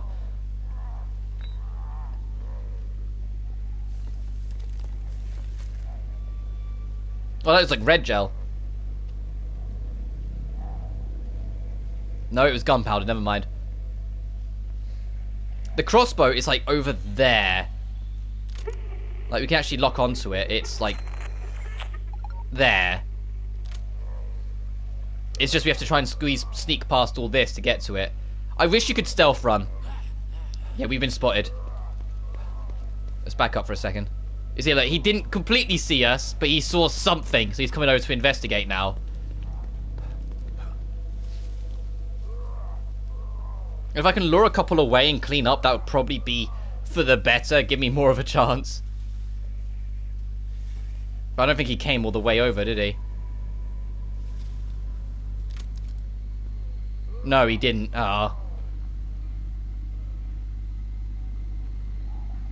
You can see a red outline of what's in range of the bottle as well. So if you're gonna throw it like super far, like if I threw it over that, they wouldn't hear it here, you know. But he's not looking. He's looking away, so we might be able to use this to our advantage. I might see if I can actually like yeet that over there. And see if that's enough to get them to look away for long enough that I can hide behind this car and start moving along. Because that body is worth investigating as well, so...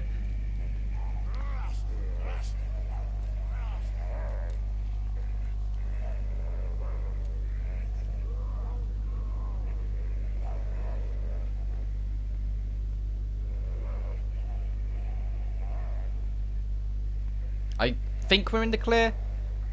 We'll know if we're not because our HUD will pop up all of a sudden. The HUD pops up the moment you're like in eyesight or something. I haven't seen one of these in a while. But here's our crossbow. Another axe. Alright, here's how the crossbow works. You aim it, you draw it up, and then you release. And you press square, you can go through different bolt types.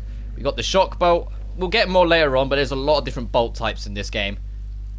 Enemies that are brought to the ground in any form or another can then be stomped to the death, which is a replacement of a mechanic in the first game. The first game had this annoying thing where if the heads were still on the enemy, they would eventually get back up no matter what. And so to secure their death, you use matches instead of stamping their head in. You only had so many matches, so you had to pick and choose what enemies you actually dealt with and what ones you didn't. Which, yeah, is similar to like the original Resident Evil, or I think the remake of Resident Evil 1 at least. But the problem with that is that the game really didn't give you enough matches, and there were way too many like scripted battle sequences where you couldn't do anything about it. The game now is also going to introduce you about how the thunderbolts work, the shock bolts, by making it that a loud noise is going to lure over a bunch of enemies to this wet location and then just shoot the water.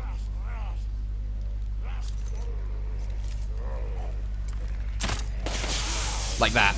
Well, he'd already moved away, but you get the idea.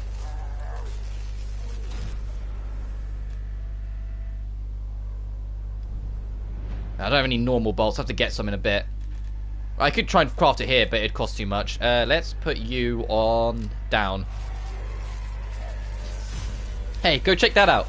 Go check out your friends. Look at the little dance show they're doing. Here's a normal bolt. Or the harpoon bolt.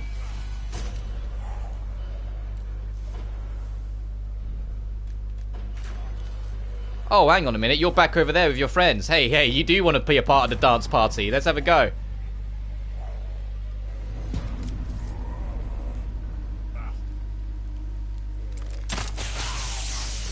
Well, he moved away. Oh, well.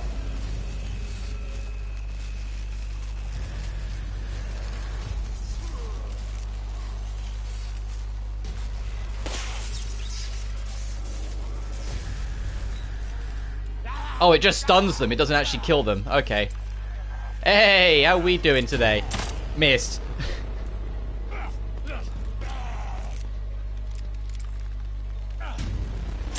Missed it. Oh, for fuck's sake. I'm just trying to have a little bit of fun, having to do a little bit of song and dance. And this is how you respond? This is how you repay me? God dang it. Screw it. Have this.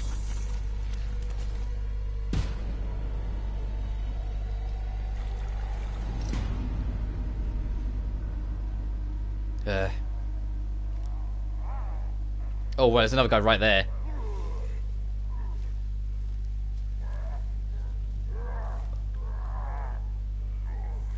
Hey, buddy. You have an axe. Gimme.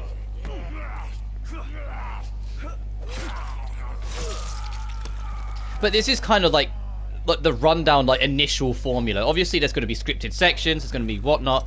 But this is how the game kind of works. You have this open-ish environment that you can run around with as you see fit. Instead of get stuck on a box. Climb the fucking box. Thank you.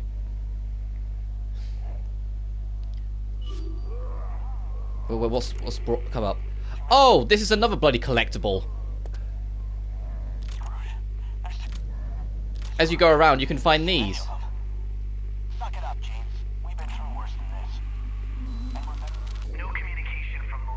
And you can get an idea of what was going on beforehand. I can't remember how many there is. I want to say there's like 20. Are you serious? What about the tech team? Fuck them. Let them fend for themselves. This ain't the Marines anymore. No man left behind don't mean shit in here. You got a problem with that? You kidding me? I've been waiting to be let off the team. I'm tired of protecting techs and running like a bitch. Good. Let's secure the weapon stashes. Load up and clean house. No matter what it looks like, monster or human, take it out with extreme prejudice. The hell was that? Whatever 24. Okay. Here. Where did they go? Huh? And now the game goes, hey, you got information from that. Not sure if I want to run into these two. Sounds like they went rogue. Then again, weapons are useful. Yeah, if you want to, you can go pursue these. There's a point of interest with both of these, and both of them can lead to a weapon. So obviously we'll be doing that. What are you? Parts. Oh, I kind of want you. You can do traditional objective placings as well if you want to on your map. So it's not all this game. Like, it's not. There is some traditionalness with it. Oh, you saw me. Come around here. Come have a look.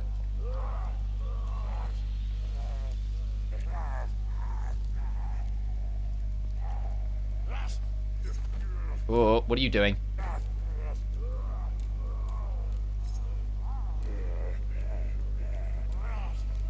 Get close. There we go. If you get your the upgrades that make it so your footsteps are a lot quieter, you can eventually kind of do this to get the people quicker. Like, you can kind of just stand up and like half jog to get to them and they won't notice. As long as you don't like full pelt sprint at them from across the way, you can usually get away with it. Oh, you're right here. Oh, you've got a fucking Molotov. I need you to drop that, my friend. Drop it, drop it. No, no, not throw it. I was hoping you'd drop it if I kept on pummeling his chest. Oh, he's got another one? What the heck? Drop it.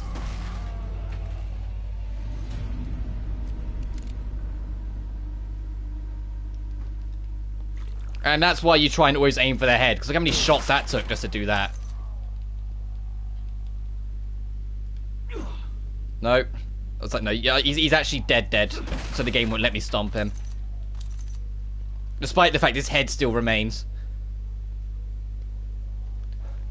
Okay, whilst we're here, if I remember rightly, there's a secret over here too.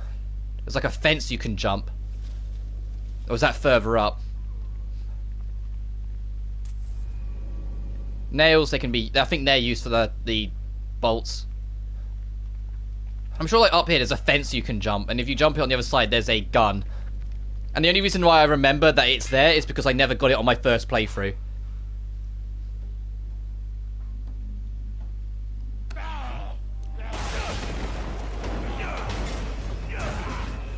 And there's a lot of little things and little scenes you can find throughout your journey here as well.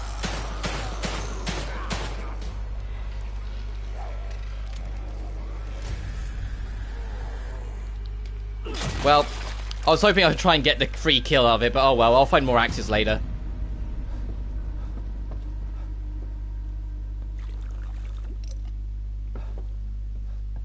Oh, it was a camera. How worrying. At the end of this, a pouch upgrade, so we can afford the handgun. Yet another collectible to worry about. Yeah, when I 100%ed this game back in like 2017, I absolutely just used a guide. Come on. Because it's just for the handgun. There's going to be more later. And you might have already noticed there's a problem behind us. I think this one, because it's the introduction to it, you can't actually like deactivate it or disarm it. You just have to twig it. I'm just double check there's something else in here. No? Okay, let's move. Whoops!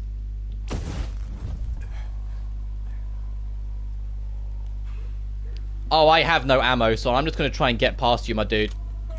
No ammo.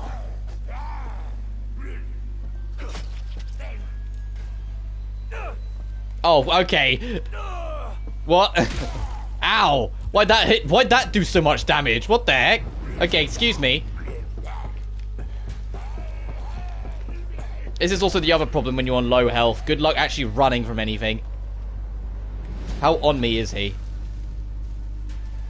Like, would he have seen me come in here?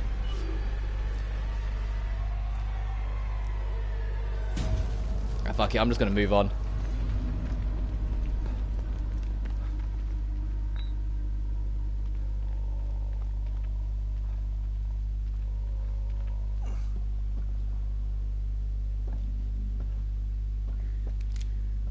Yeah, there is someone over there. I thought I saw it. Where's... Oh, there it is. There's the fence I was thinking of. It's way, way up here. I thought it was a lot sooner than this. We've just kind of gone up, like, the whole, like the west line here.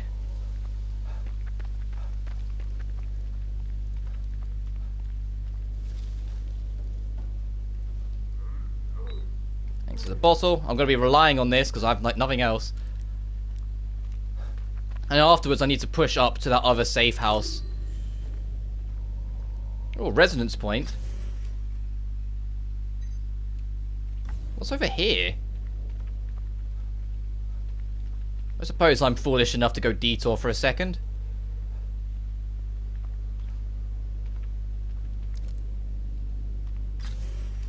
Oh, past it. Oh, is it in here?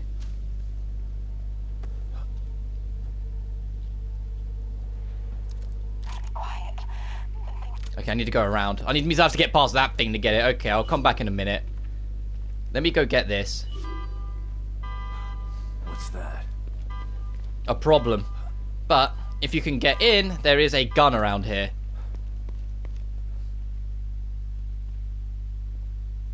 But obviously you can see the trap that's being laid out before us, right?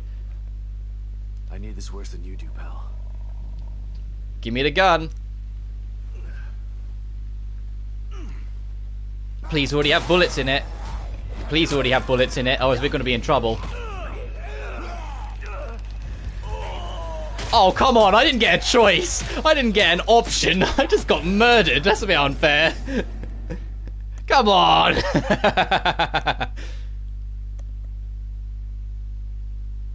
Ah, alright. Point taken.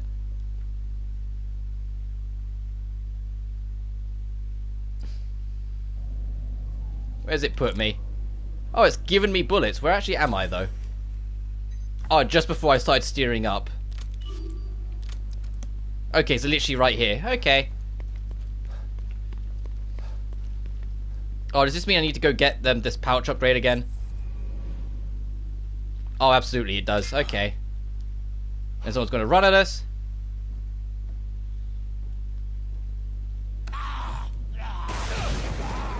But you see, if we were playing classic mode, that would just been end of the run.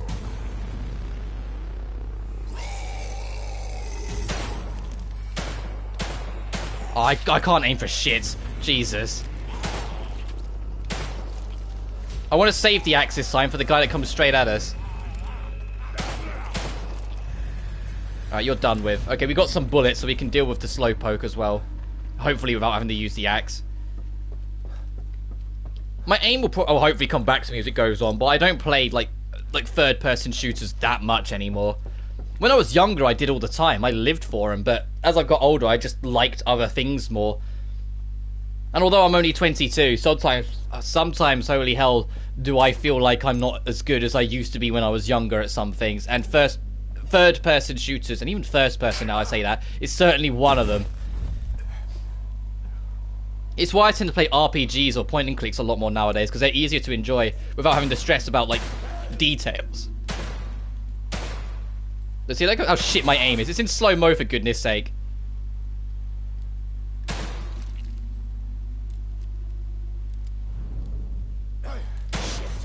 Alright, fine, axe it is. Hello.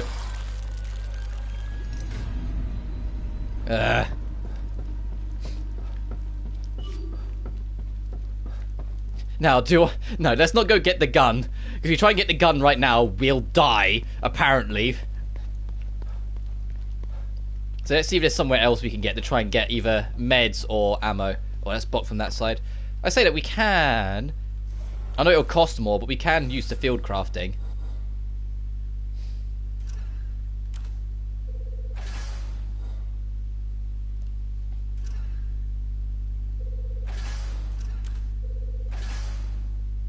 Yeah, geez, that's helpful. One bullet. Ugh. But at least we have a crossbow bolt. And one bullet in a dream. And I suppose I can heal. There we go. Now I could try and go and get that gun, because I'd only take a little bit of force damage. But that makes me think, in Akuma Mode, is it impossible to get that gun? Because in Akuma Mode, you die in one hit regardless. So would you just, you know, die immediately? Or we can try and get that resonance point at the end of this as well.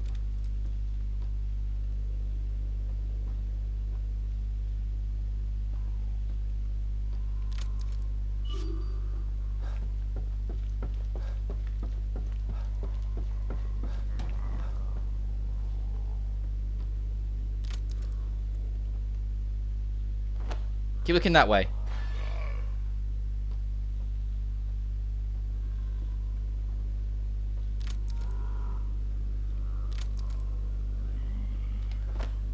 Keep looking that way.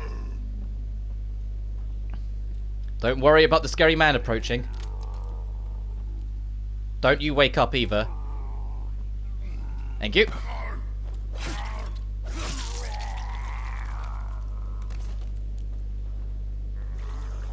Something woke up. Yeah, something absolutely woke up. Okay, let's just move on for now. Let's just... Yep. Alright, anyone who wants the lightning bolt, come and fucking get it.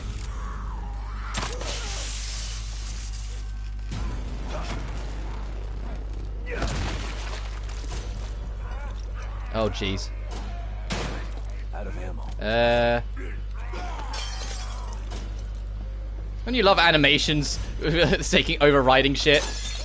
I didn't work that time. Ow! Why'd that? Ow! Oh, we might be dead again. I'm dead again. Fucking okay. We're leaving that for now. We're leaving that for now. It's not worth it. It's not whatever it is. It's not worth it. Clearly, it's too much of a hassle. We're getting murdered immediately.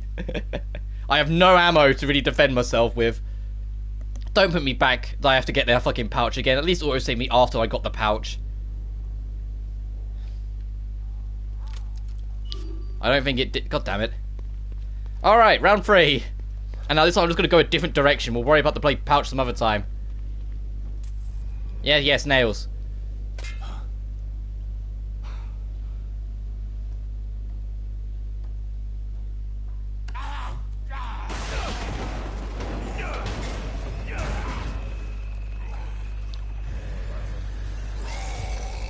Yeah, I know, shut up. Well, you're not dead? What the fuck? Excuse me? The whole point of the axe is that it's an instant kill. There's an enemy later on that avoids the rule. You're not supposed to be it. I wonder if it's because it's a more scripted enemy that they don't want you to do that. I've got to get the melee damage upgrade immediately then to try and make sure it maintains its intended effect for longer.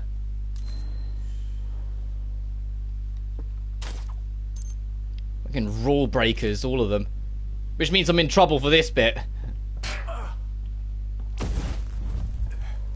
Yes, yes. Come on. Miss. 1. 2. Missed. How'd that miss? Oh, hang on. Hang on. There we go.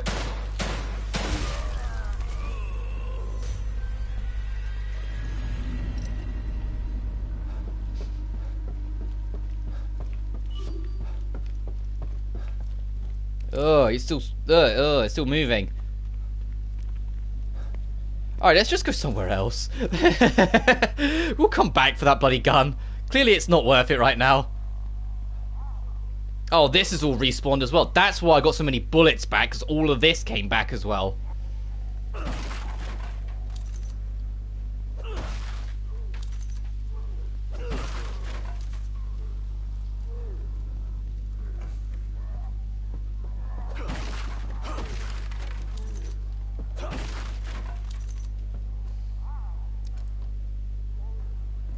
So that means it probably auto-saved as I did that then. And that was the last auto-save it gave me.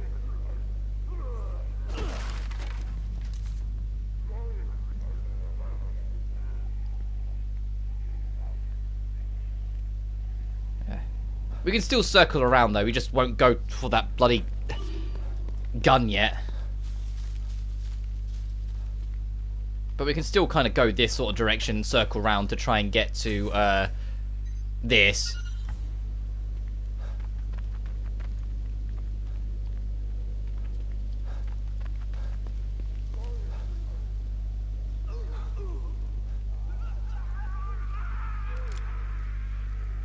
Oh, sorry, dude.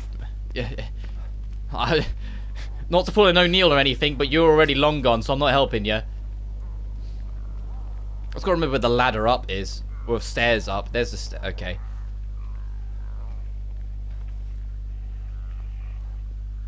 Sounds like there's someone close. Oh, that's cheeky. Have a ball. I can lose you here, to be fair, kind of quickly. Not that I can't really see anything. I've lost myself a little here.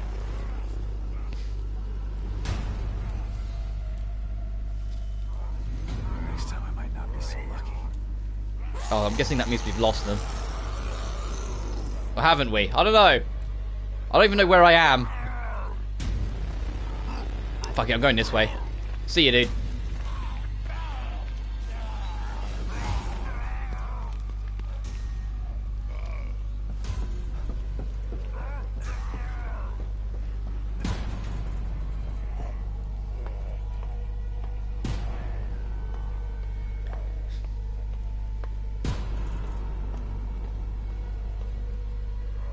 Anyway, I think there is actually an enemy up here. Yeah, there is. But there's good rewards for our trouble, so if we can get past this guy, it'll be worth it.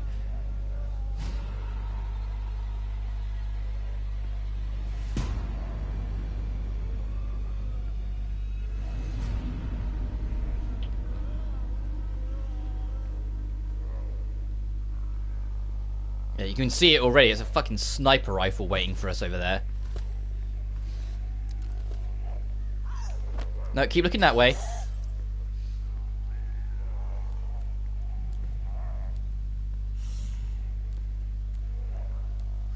There we go.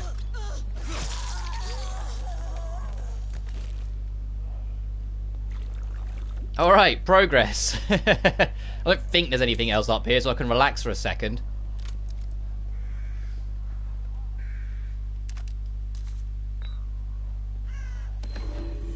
Oh, it's broken for now, but we can sort that out later. The rest of it looks okay. Need to find some... Placement part. Communication log found the communicator. We're on the roof of the building next to the visitor center. I blew out the barrel of the sniper rifle. Need replacement parts stat. The parts are in the supply shed across from Union Auto Repair. So that's where we'll be going next. That's all the way up on the northwest corner of town. It's right on the edge of the break. Come on, man. I don't care where they are. Bring them to me before these things find their way up here. Shit, man. Well, I always got to do the dangerous jobs.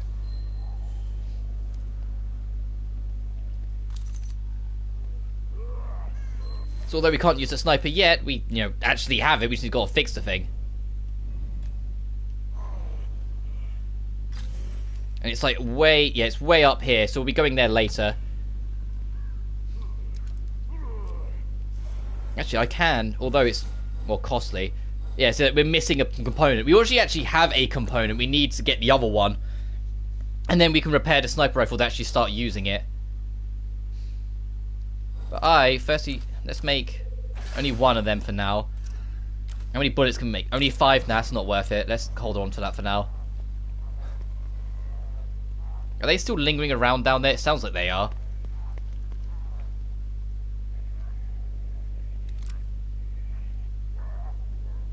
Look how, like, swaying the aim is as well. That doesn't help. Hang on, bot.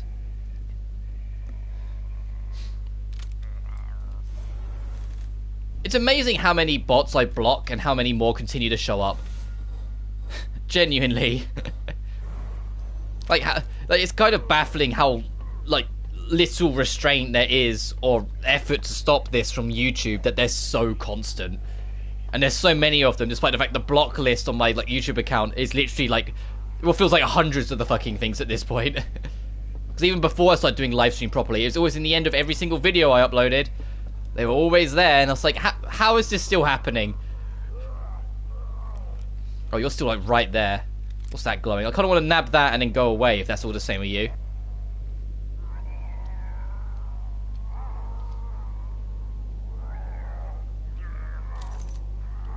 That was only weapon parts, it's not the end of the world. Alright, where do I actually want to go next? I could return to the safe house just to save what we've done. That'd probably be a good idea. That signal we need to check out at some point, so we need to check out that one. But we'll go there later, because that's a death trap for me, apparently.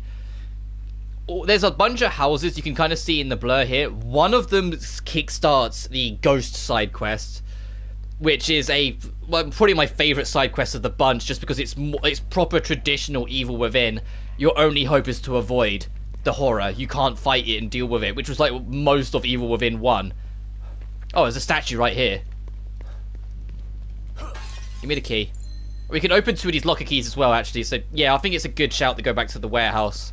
Just to kind of nab more parts and be a bit more comfortable ammo and resource-wise.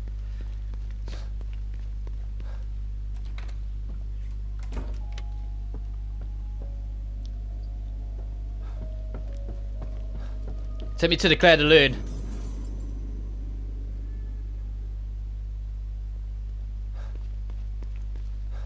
No, let's upgrade first, and then we'll see what we can... Let's upgrade us first, even, then we'll see what we can bother with that.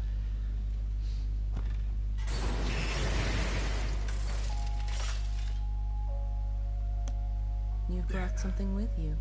Oh. A key? Excellent. Some keys open doors of perception, but this isn't one of them. This one is more mundane, but still useful. And now, with your keys, you get to pick which ones you open, so you can just scroll through it or whatnot, but let's just go through it. Oh, 10 gunpowder, that's not too bad. And sure, you. 150 weapon parts.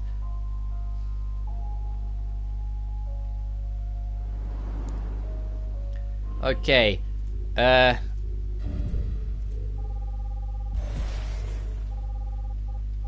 Oh, that's 3,000 though. I was about to get it. I was like, oh, hang on a minute. That's kind of pricey. Let's hold off. Nab you. How much are you? That's 3,000. Can't get you yet. 5,000. Jesus.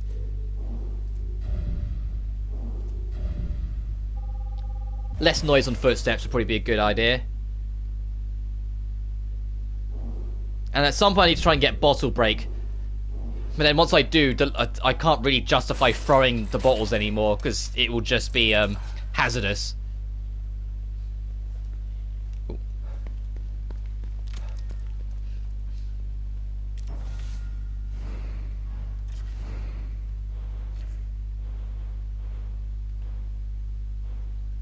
If you max out the harpoon bolt to the EX, it becomes such a powerhouse weapon. Like, the harpoon bolt becomes the best bolt in the game if you max it out compared to the rest. And it also, you know, when you max it out, it says that it catches fire. So you can burn things to death.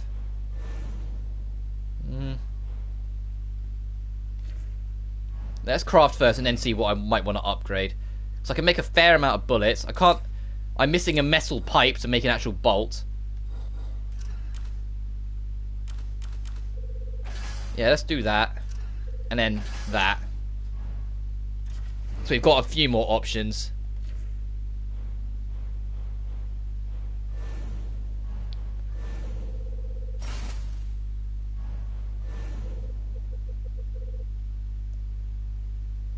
Oh, it's only 25? Okay, then yeah, there's no reason to not. No, I need to actually... There we go. Now we're doing double damage with the bolt. Look, 250, and this gets insane super quick with the bolt. It gets ridiculously powerful. Change some more enemies, sure. What's this? Electric shocks do more damage. That'd be nice.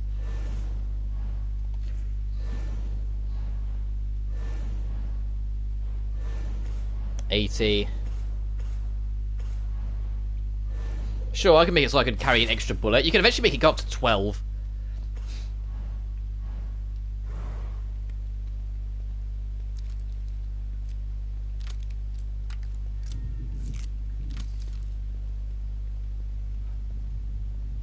And we'll save as well.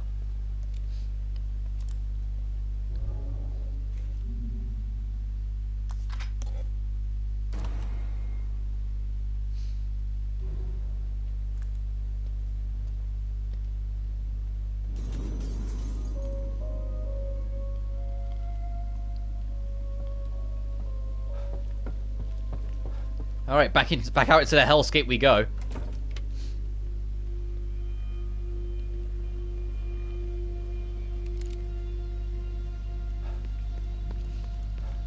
Oh, we didn't check this little sensor next to the church, did we? It might be worth doing that. And checking underneath this van, apparently.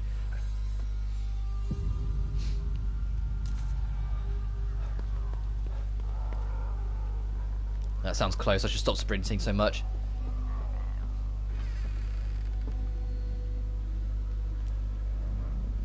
Is there anything of significance on the objective? No, let's just look around then.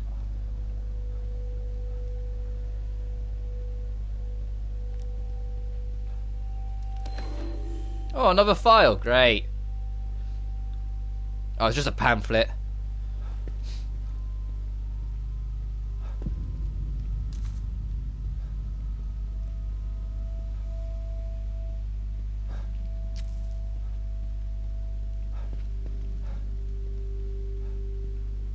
I'm sure I saw an objective marker. There's something on the floor as well here somewhere. I'm sure like a little down arrow. Oh well. What's in this back room? Oh, we come back here later. That's why I'm misremembering. We come back here later. We get the key to that door as we're side questing. So I think that's what leads to the shotgun. It's like you get the key and then you go down there and you find a shotgun, which would be nice with my god awful accuracy.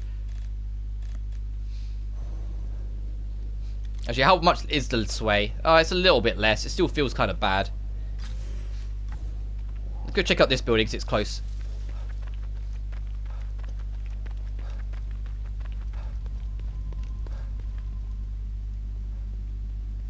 As a Mondo passes us by.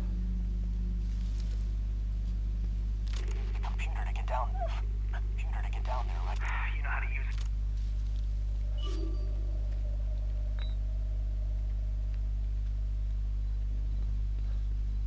Oh, is this the spooky house or is this something else?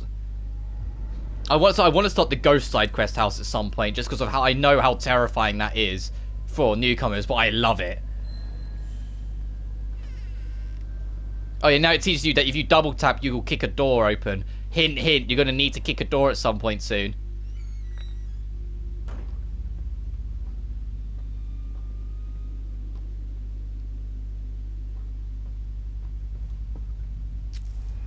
Oh, smoke powder. That would be nice for smoke bombs. So if you double tap, he'll boot every time. If you're sprinting, he will automatically boot as well. Oh, this might be the spooky house.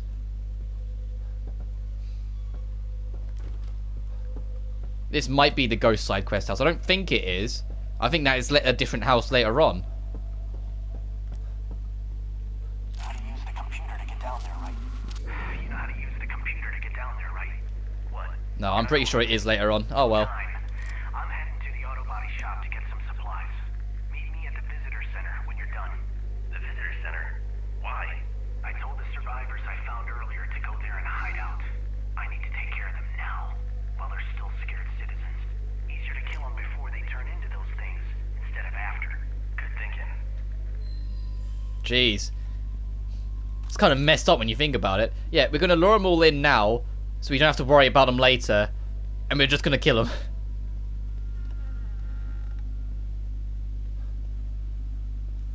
Aha, this is the hatch I was thinking of.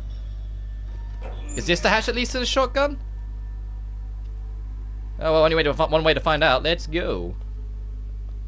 I know one of these hatches leads to the enemy I've been alluding to for a little bit. That one particular enemy. That the axe will never be enough to kill him in one. No, it's later on then. Go to the Marrow Armory. Yeah, let's do it. Some computers will warp you to like mini locations when you interact with them. Oh, now this will be the test to see if there's much of a difference playing this game off the PS5 compared to the PS4 base in loading. Because this used to take a hot minute. Yeah, no, that's a hell of a difference. That's a lot quicker than it used to be. I can tell you that for nothing.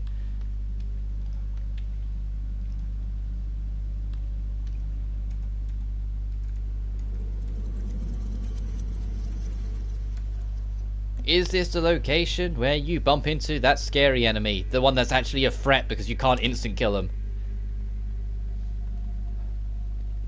Oh, I think it might be. But I also, like I said, I think this does lead to the shotgun. Which makes me wonder where that locked door in the center goes to. Because I'm sure one of them takes to the shotgun. So if it's not this one, it has to be that one. But if it is this one, then I'm not sure where that one leads.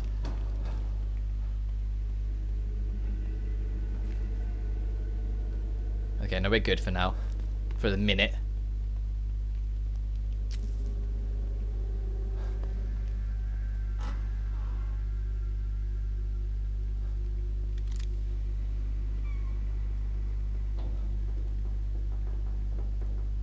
Oh, this is absolutely the section where that enemy is introduced. There it is. They make a very distinct, like, screechy-esque noise as they move around. You can't one-shot that thing. Even if you stealth attack it, I'm not kidding, you will stealth attack it, like, wallop it in the head, and it will still be alive. So if you want to deal with it stealthily, you need to stealth attack it, get the hell out of there, lose it, and then come back and stealth kill it a second time.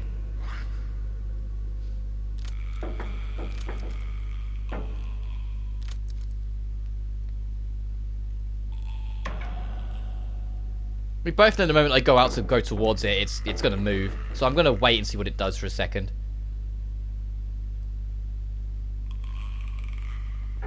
There it is. Knew it. As soon as you go to poke your head out, it turns its head.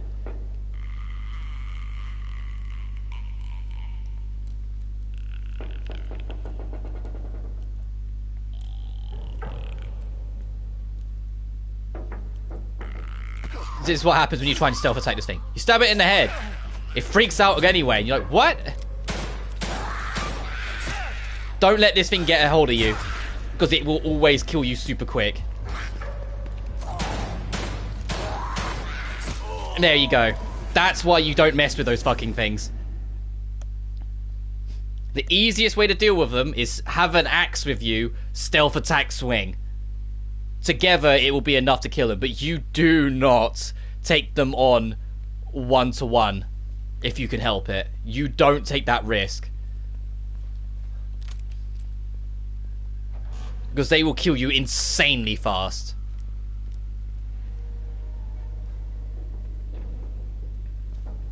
Alright, let's try that again. Thankfully the checkpoint's right here, so we could fuck around with this a little bit more.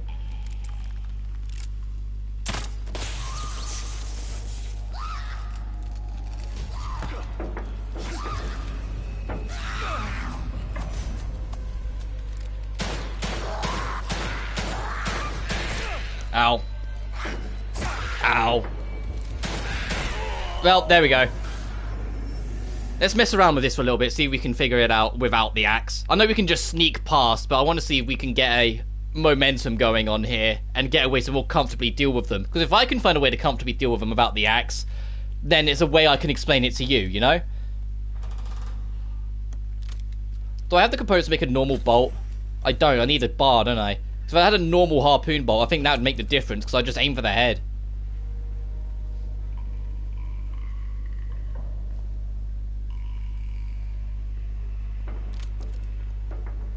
Okay, check out that corner.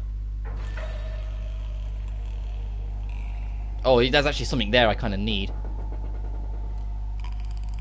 I could stealth attack and then absolutely immediately turn around and book it. I might do that, actually, see if that works. And then immediately just fucking U-turn and get the hell out of there. I know it's going to be right after me, but...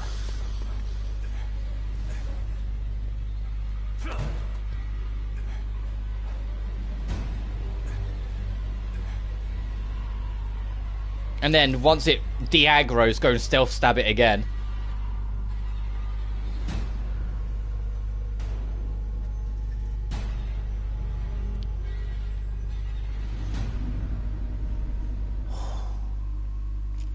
Alright, so once your HUD vanishes again, you know you're safe.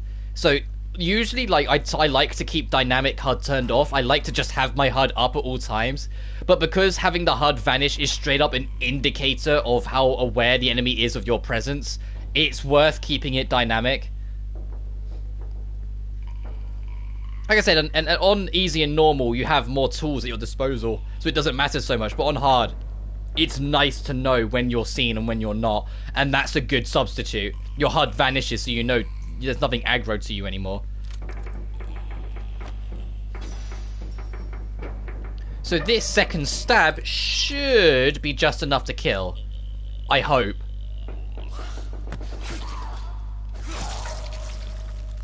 Yeah.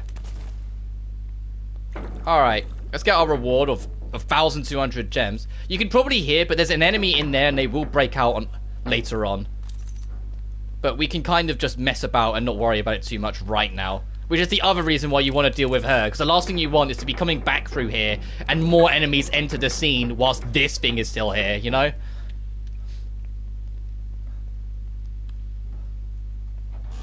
Even if it is about to become a little bit more manageable considering what we're approaching.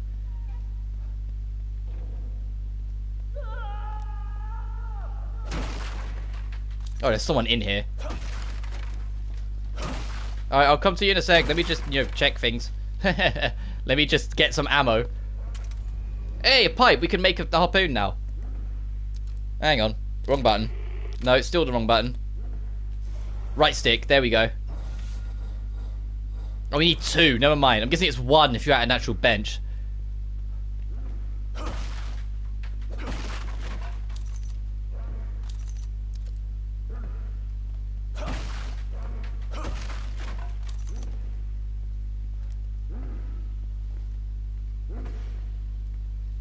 Enemies as a whole tend to not react to your flashlight, so don't worry too much if you want your flashlight on or not to be able to work out what's going on. Oh yeah, he's super dead. Never mind. Yeah, there's no way we're saving that guy. Sorry, dude. You're probably alive, so I'm going to leave you napping for a second, so I don't want to deal with too much more if I can help it.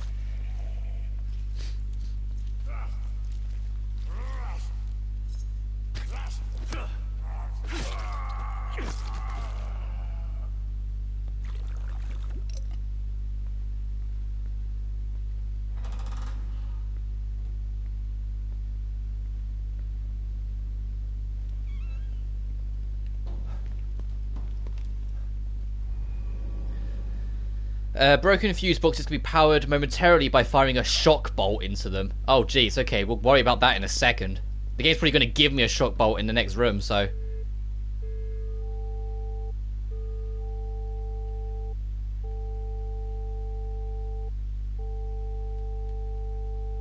Go the other way.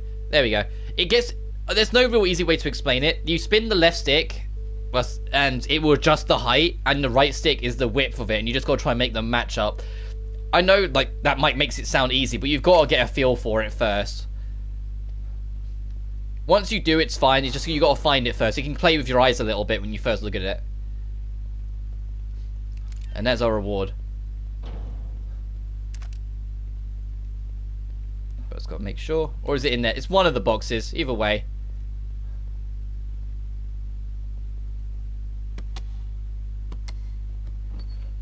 Ah, no, this one is our shotgun. Nice. I'll take it. I'll put you in place of the bottles. Yeah. You want to put some upgrades into this thing as soon as possible. If you can make it a tighter burst, it becomes a lot more reliable. The plus side is that in New Game Plus, although you have to go find the shotgun again, it will carry over its upgrades. It's the same with all guns. And of course, now that we have the shotgun, now we have to get out of here. But things are going to be a little bit more awake and on ball. But let's do this first.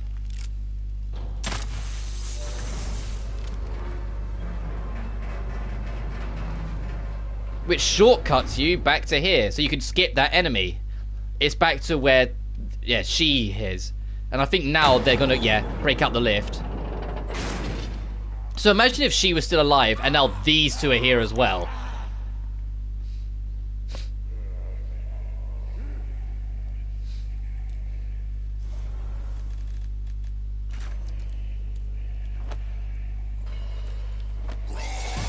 Oh, god damn it.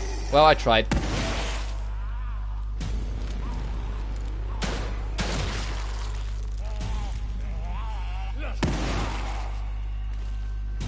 Oh, what's it down?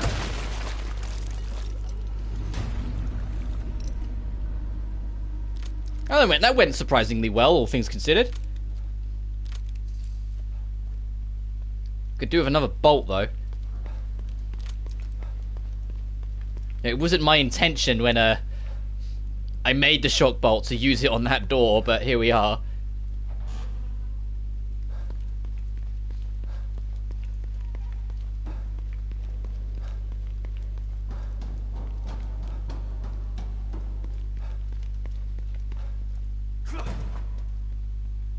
There we go. Let's get back to the actual Union.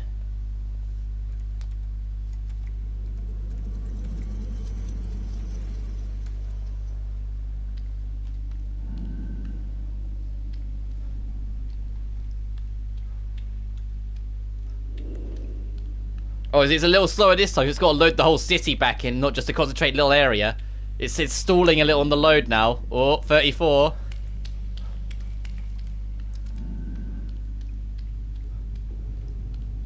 Oh, we're getting there. This is more what I remember. So maybe it was just because it's a smaller location, but this is the load time I remember going back into Union from the playing the game at launch. So maybe it doesn't have too much of an effect. Oh well.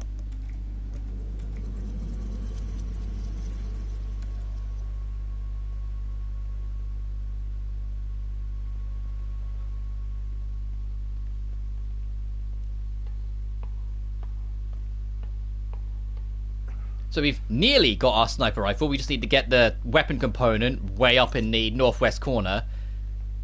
And we need to go back and get that bloody extra pistol as well. And then we're pretty much done for gun collecting in this chapter. There's more later on, but at least for now we're done. And of course we're not alone in here. And I don't think we can leave through this door, unfortunately. No.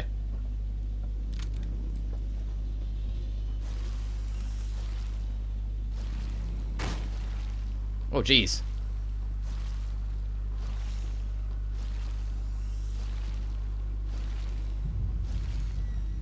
But now we've been introduced... Oh, of course you turn around.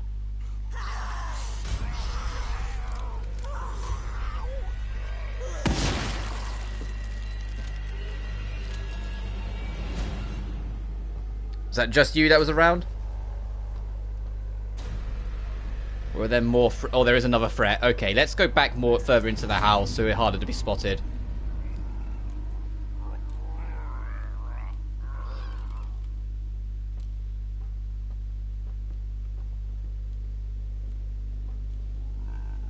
Oh, you have an axe on you.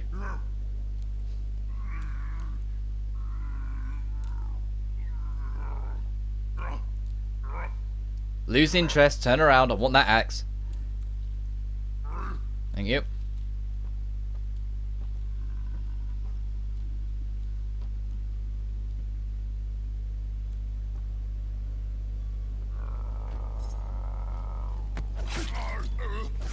Alright, thanks for playing. Now give me the axe. There you go.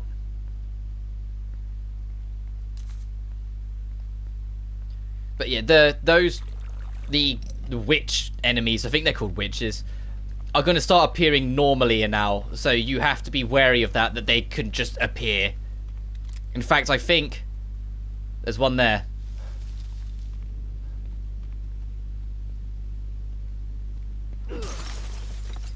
Now, one of these houses down here is the ghost house. So I want to do that side quest. It's one of these. I know it is. I just don't know which one it is. So we're just going to kind of check all the doors. Oh, there's something we can do there as well, actually. This is another secret. Dangerous, though. I don't have any shotgun shells. 8 for 1. Alright, I'll make 1 bullet.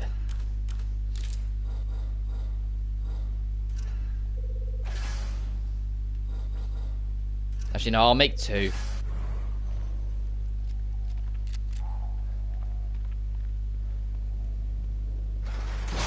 Yeah, because that goes funk, which of course wakes up, well, not immediately, but will wake up these guys.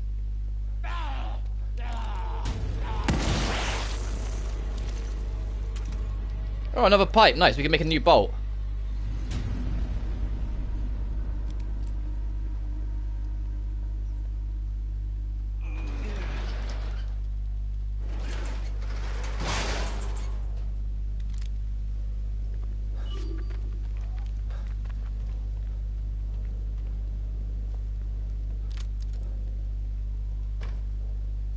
I'm actively searching for the ghost house now. Because I want to show it off. That place is a dangerous place to explore. That place is a death trap. Because you go, essentially, you go all the way down. There's a staircase over there. You go up to the second floor, follow it all the way around, get an item, turn around. It's one of the witch women things. And you're literally stuck in a corridor with her. That's a goddamn death trap.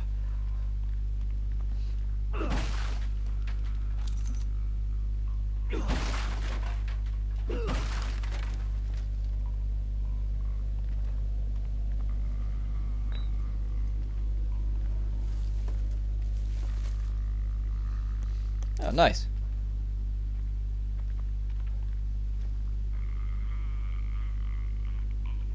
I think that's the spooky house. The ghost house. So after we deal with her, because I think we need to get rid of her before we move on. Alright, and there's something on that body. Speaking of, there was something on that body back where the crossbow was, so I didn't get a chance to investigate.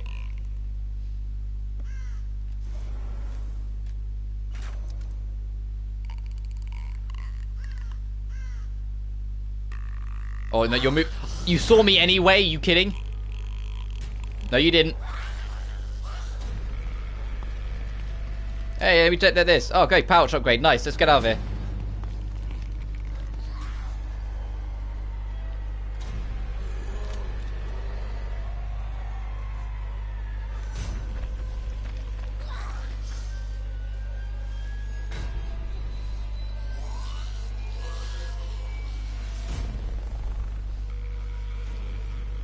Oh, no, she's coming. No, I wanted the bottle. Hey, look over there. You don't care at all, do you?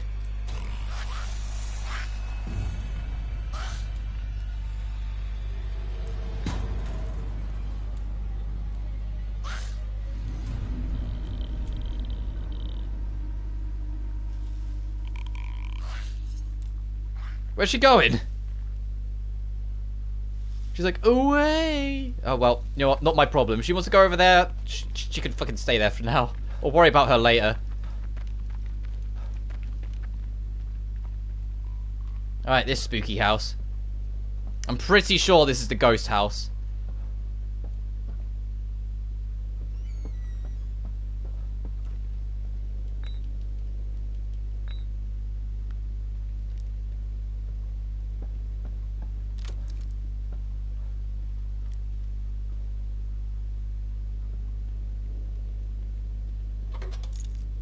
Thank you. Yeah, I'm pretty certain this is it. Imagine your first playthrough, you don't know that there's a spooky house here. You're just checking all the houses, looting them out, whatnot. You come into one, and you get fucking trapped in by ghosts. What's happening? Final entry on this diary, penned in an unsteady hand. There's something in this house with me. I can't see it, but I sense its presence. I don't think I want to see it. I can hear those horrible things outside. They're everywhere. I'm afraid to go out there, but I'm afraid to stay in here too. I'm shivering, but it's not from fear. Why did it get so cold all of a sudden? It's freezing.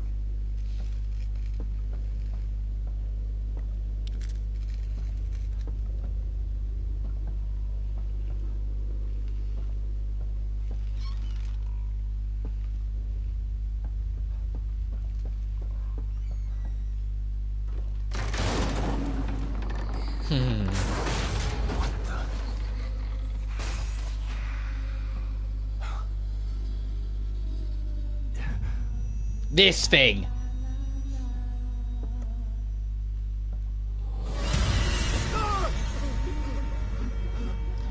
Any section where you're dealing with this ghost thing, it goes back to the rule we had at the very start of the game where we didn't have What the fuck is happening?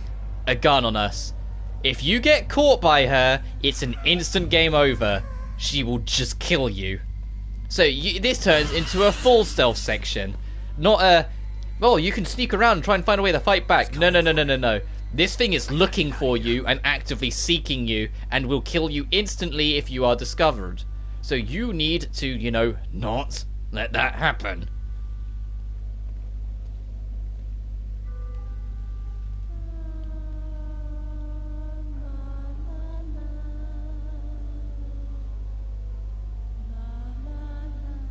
And because she's a ghost, she will just phase through doors. So don't think doors will save you and give you breathing room.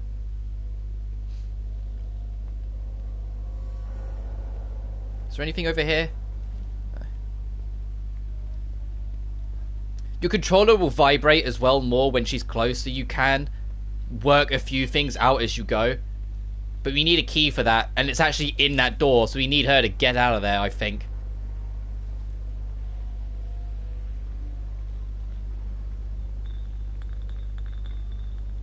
Yeah, you can see her through the glass a little. She's around in there. Some way to get out of here. We've got to wait for her to come out and go away, preferably. Don't bother trying to fight back. Does she have eyes? If you can spot them. But yeah, she can actually see you, identify you, so she technically has eyes. It's just if you can see them. Can she go away?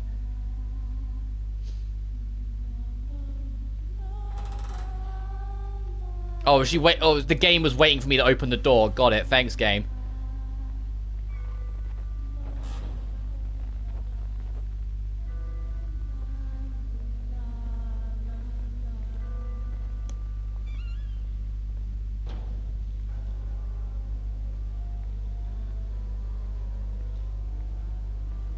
But genuinely, as like intense and scary these sections can be, especially if you're a little bit more on the light-hearted side of things, these are my favorite parts of the game, is when you're actually completely helpless and you've got to try and figure out where to go to find your way on, you know? You've got to try and navigate this thing. And it's kind of depressing. They don't actually have that many sections with her. Like, I wish there was a lot more sections with her where you have to figure out how she works and navigate. I've just done a complete circle, and somehow we've both missed each other. Where is that card? She's coming, I can hear her. Is it in here? Yes. This might get me out of here. Alright, now we need to get back to that last room.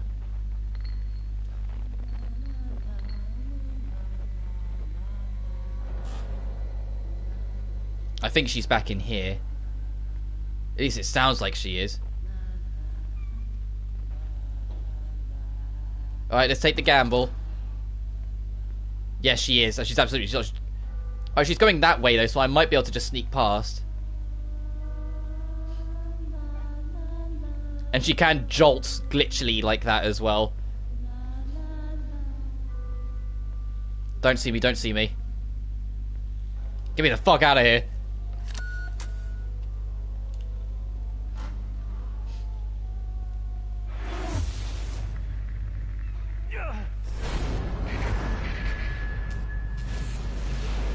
Hey, it's images and scenery from the first game, implying that this ghost is something from the past. But we survived. Did I just imagine that? No. That was... What was that thing? Was that real or all in my mind? And we finally got a new photographic slide. 2 of 11. But there's technically 10, because the first one is literally a gimme. You can't not get it.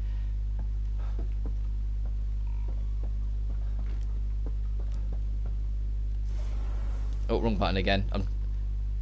Oh, geez, she's back out there, though. She's returned to where she was. Right, we still have that axe, so we can try again at my plan to deal with this. Stay put. No.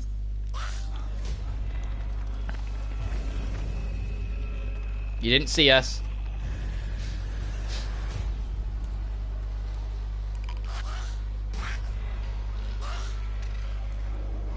Don't turn around. Right, this is the strategy you're usually expected to use. She freaks out, and you fucking do that.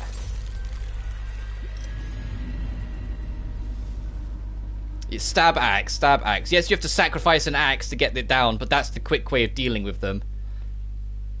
Oh, do I really want to do this section now? Alright, I'll brave it. Worst that can happen is I can try and use a shotgun to knock her on her feet and then get out of there. But the way this section works, like I said, it's a linear corridor.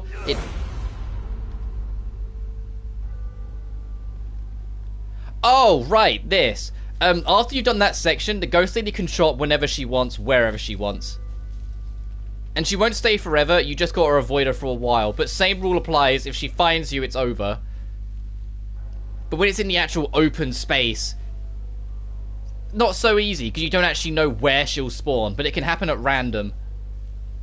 I thought this was much later on that this started happening, though.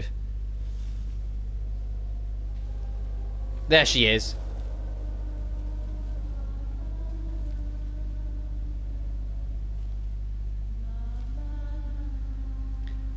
I suppose the easiest way you could deal with this is literally just hightail it out of there. If you make enough distance, it will deactivate the encounter regardless.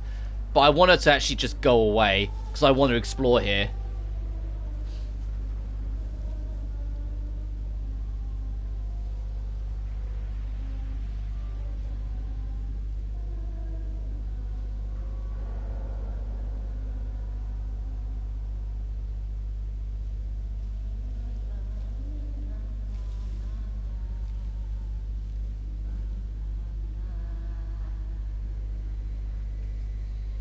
And doing your little hum along.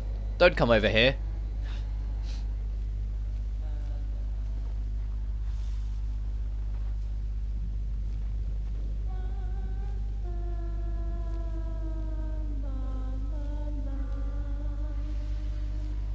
I might have to leave. Because she's in an awkward spot. So I don't think she's going to go away straight away.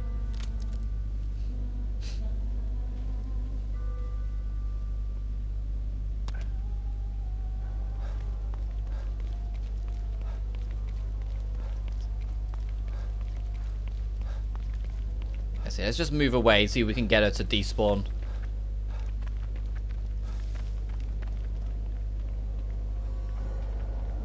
There we go.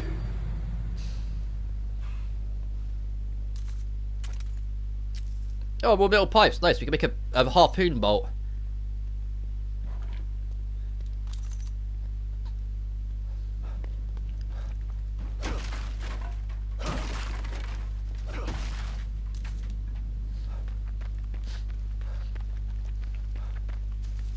Right, now let's try what we was going to try a minute ago.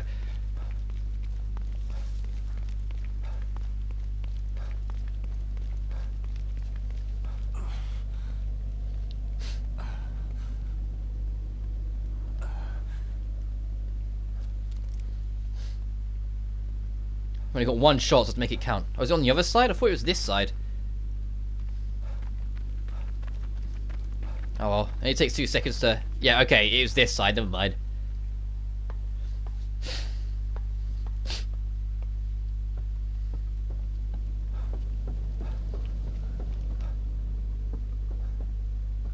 Alright.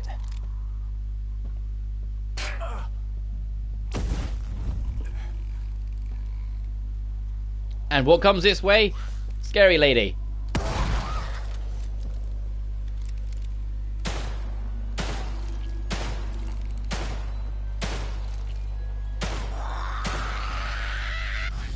Alright, time to leave.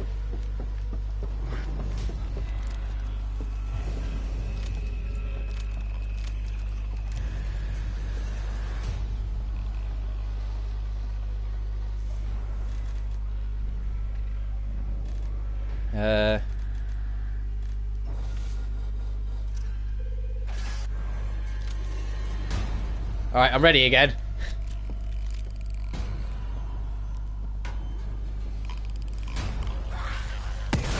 Out of ammo. Still alive? Alright.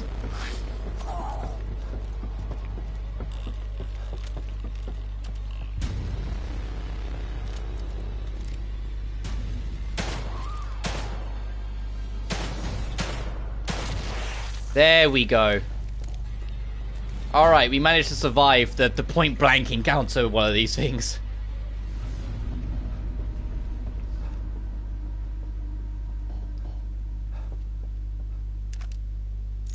And your reward for making it all this way is a shotgun pouch upgrade. So there is some reason to do it, even if it might feel a little bit too intense and a bit like, oh god, why did I have to do all that? What are you doing over there? Oh, jeez, and you're there as well.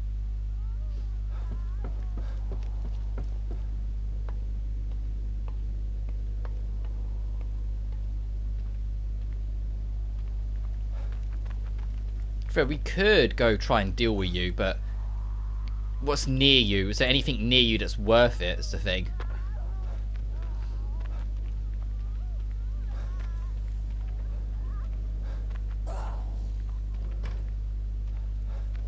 Alright, on to the next spot.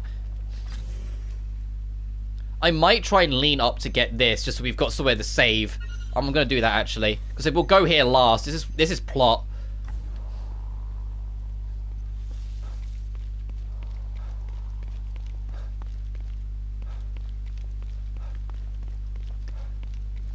And it might be Video Game 101, but any building... Hey, what's that over there? Oh, yeah, you guys have, like, ice abilities. You can slow us down. They're another enemy type that's more annoying.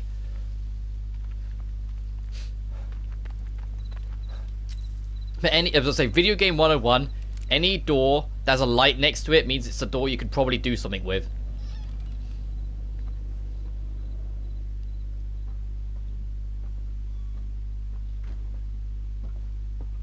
No? Okay. Oh, what's in here? Oh, I'll look for that more in a second. Unless that's outside or something. No, it's right next to us. Let's go look around then. No? And saying that it might just be outside. Yeah, because we're close to it now.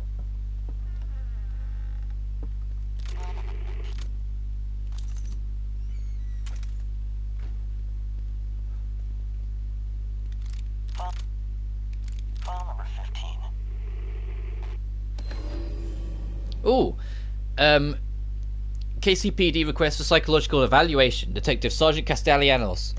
Following the events of Beacon Mental Hospital in October of 2014, department policy requires that you undergo a mandatory psychological evaluation.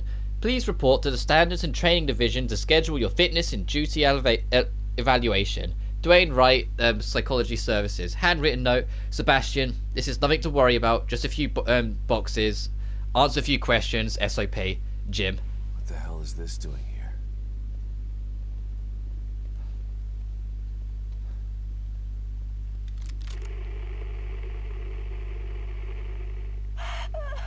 Oh, no, that's plot. Okay, that's what that was for. That was leading us to that.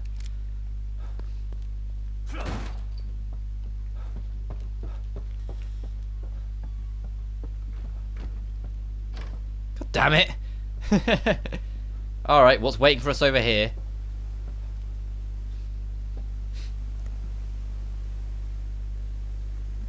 File number 15. Interview with Detective Sebastian Castellanos. Detective, could you please tell me about that day at Beacon Mental Hospital? I told you 10 times already. Let's go through it one more time. This is more like an interrogation than an interview. Please. Detective. That's me.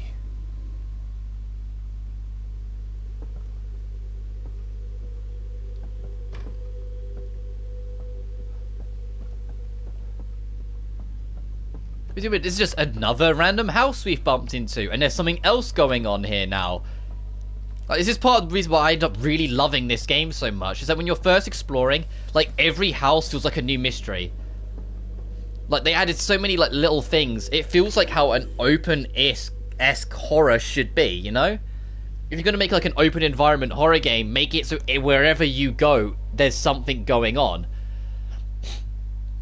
Whilst cleared of any wrongdoing in the disappearance of Detective Oda and Junior Detective Kidman, Detective Castellanos' statements about Beacon Mental Hospital incidents have been vague and evasive. Initially reluctant to speak to a mental health specialist, Detective Castellanos eventually opened up about what happened that day. It is my expert opinion that he is suffering from paranoid delusions. The recent death of his daughter, combined with whatever happened at Beacon, seems to have fractured his grip on reality. It is my recommendation that Detective Castellanos and the rest has been ripped off. We had a call.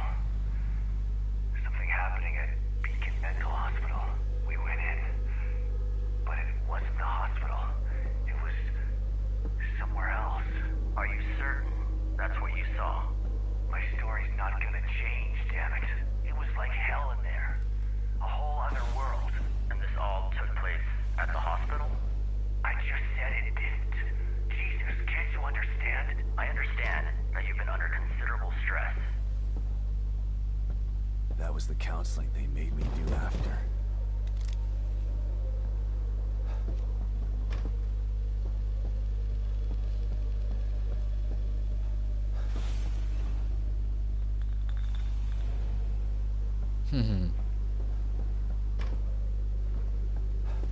Oh, should we take the TV again? No? Okay, where are we going today?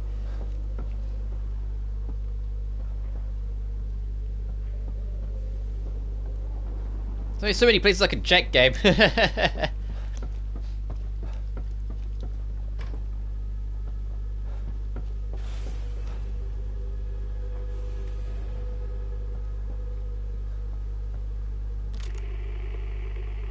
Oh, and that doesn't help.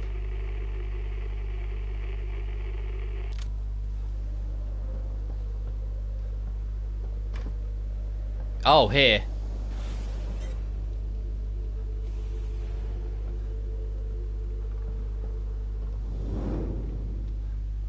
It was just a fever dream. A figment of your imagination. It wasn't a dream. I was inside of a killer's mind. It was as real as you are. That may be. But what good is it to hang on to this version of reality? Perhaps if we disabuse you of this notion, things will go more smoothly for you. Was he just head shrinking me, or did he know something I didn't? Oh, okay. Thanks, game.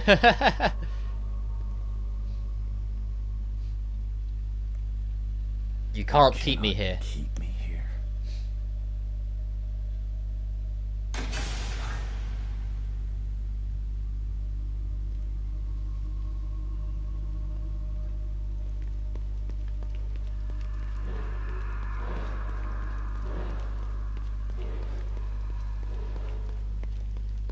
God, I need to upgrade stamina more. God, I need to upgrade the stamina more. And for our efforts, another photograph.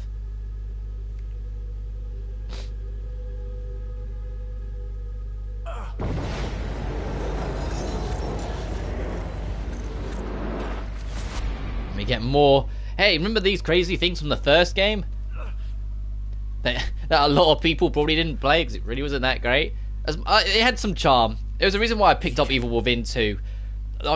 My biggest reason for it was because I could see what the first game was trying to do. It just wasn't doing it well. So I wanted to see it get another chance to try and see if it could like master the formula and do a better job of what it had. And I think it did. And hopefully I can show that as we go on. That it did do a good job of keeping like the more horror-y element of it. And see, right now, where it's supposed to make you feel like it's the first game, it's gone letterbox mode again.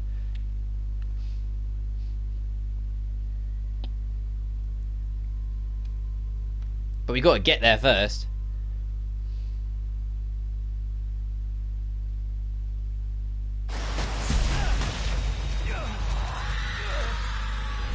Whee!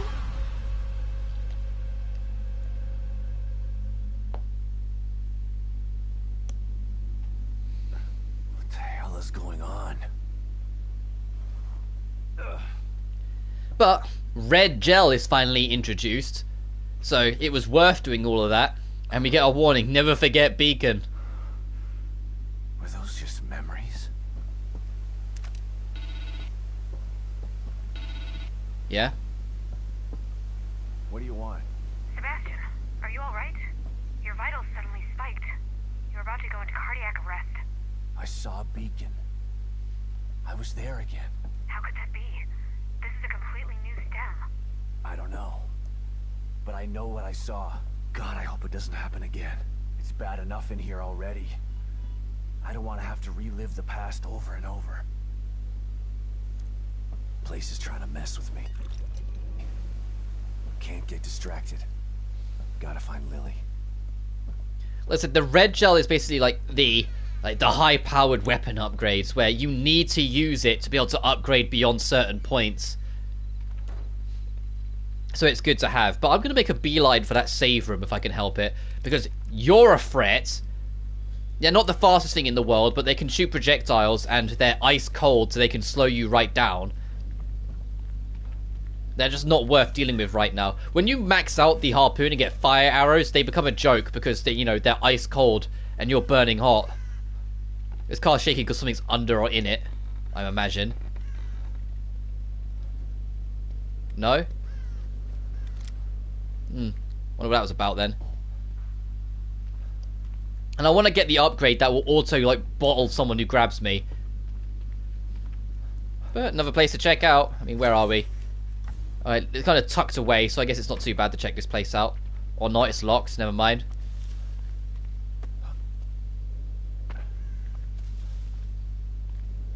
I'm not sure if I can see stuff in there, so... Like, as in, like, interactable stuff and not just background scenery, so I don't mind leaving that for now.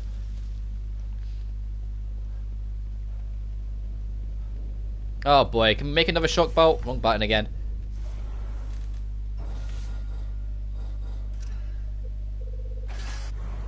Okay, so we can open that at least.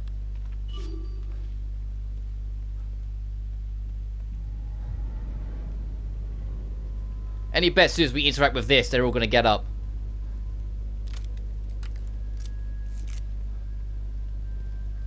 Oh boy, I wonder what we got here.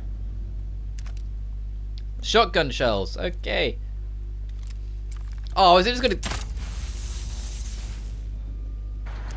There's just a bolt there, never mind.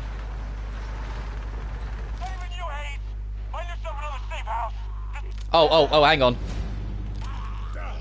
Hang on.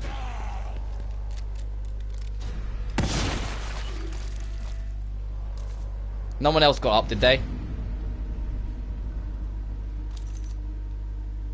Anyway, where were we? Okay, door's locked. Windows secure. Power disabled. Nothing's getting in here. Not even you, Hayes! Find yourself another safe house! This place is locked tight! Understand? Shit. This is so fucked. Didn't sign up for this. It's okay. I'm gonna be okay. You're locked in, man. Just gotta wait it out. What the fuck was that sound? What was that sound? How did that get in here? What the hell is that? Oh, the ghost woman find them. Yep. And here's our safe house.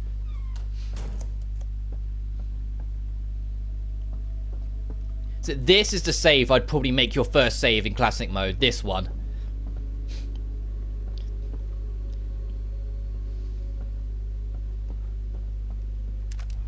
And we get the smoke bolt. So you can try to obscure enemies to give yourself more of a chance. The numbers of applicants received through the MU centres has surpassed that of the medical testing front. Registering the MU centres as a tax-free religious institution has increased revenue, which we've used to render expansions to accommodate the influx of new recruits. Mr. Wallace's use of neuro-linguistic programming creates recruits that are far more mentally malleable and stable than previous STEM candidates, giving us a better idea of how they recruit people into all this chaos, or get them in.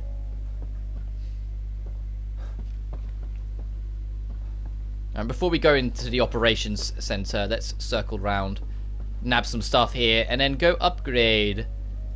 We haven't found, I don't think we found any more keys. But there's still other things for us to do.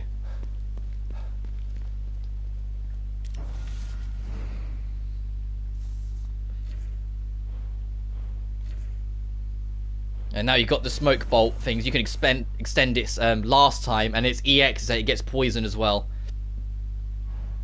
The poison can't hurt you, thankfully. Oh, whoops! Didn't mean to go that far back. I should really upgrade that.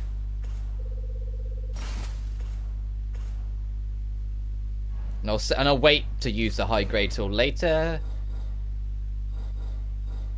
Yeah, only one, so let's give us 5 bolts. So yeah, now we're cooking. Now we feel a bit more effective.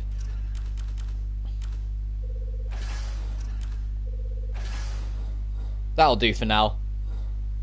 Ooh, I could make a med kit. Let's do that.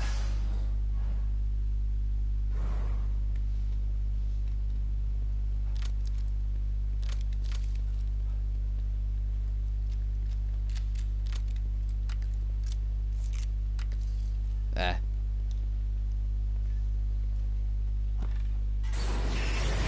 So when maxed out, the harpoon bolts are insanely good damage-wise, just to get there first. So good. Let me help you.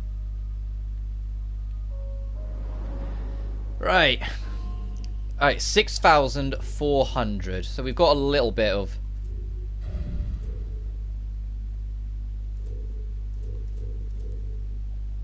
corner, that could be nice. The bottle break I want. That's very pricey, but... yeah, bottles would be expended to break free of certain grabs. If you grab from behind, I don't think it works. It's only if you like grab directly in front, but it'll give me some breathing room.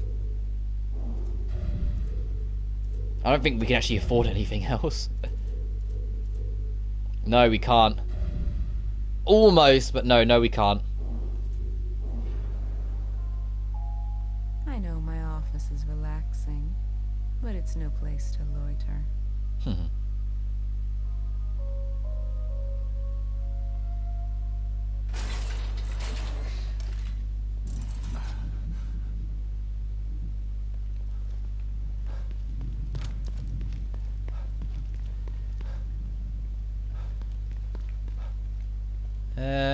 Oh, let's check out those slides, actually. The photographs.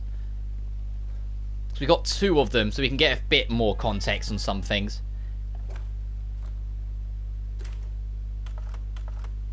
Hey, Kidman. What can I do for you, Sebastian? Beacon. My life was skidding off the track before I went into that place.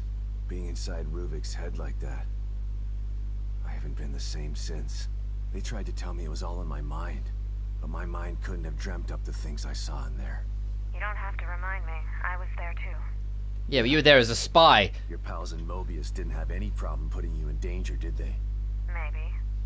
But if I wasn't with you, we might not have made it out alive. There are times when I'm not sure I ever made it out. And now I'm in another stem. And I'm still with you. We're going to get out alive. Just like the last time. I hope you're right about that. You still up, Kidman? No rest for the wicked. What's going on? I can't believe Lily is still alive. The fire. Lily wasn't killed in the fire. You know this now. Tell that to my brain. Tell that to the nightmares I've been having for years. Why did they take her? Out of all the little girls in the world, why mine? I can't answer that, Sebastian. Mobius took Lily long before I joined them. I know you don't believe in coincidences, but maybe you see a pattern because you want to. You know that some crimes just happen. There's no real reason for it. Just the wrong person at the wrong place at the wrong time. No. I refuse to believe that. Regardless, the fire is a memory that you need to purge, Sebastian. Yeah, easier said than done. Thanks, Kidman. Look, I know you thought you lost your kid in that house fire, but you didn't, so you can forget about the house fire. Yay! See? Thanks, Kitty. Oh, we could go upgrade more. No, I'll wait till the next visit.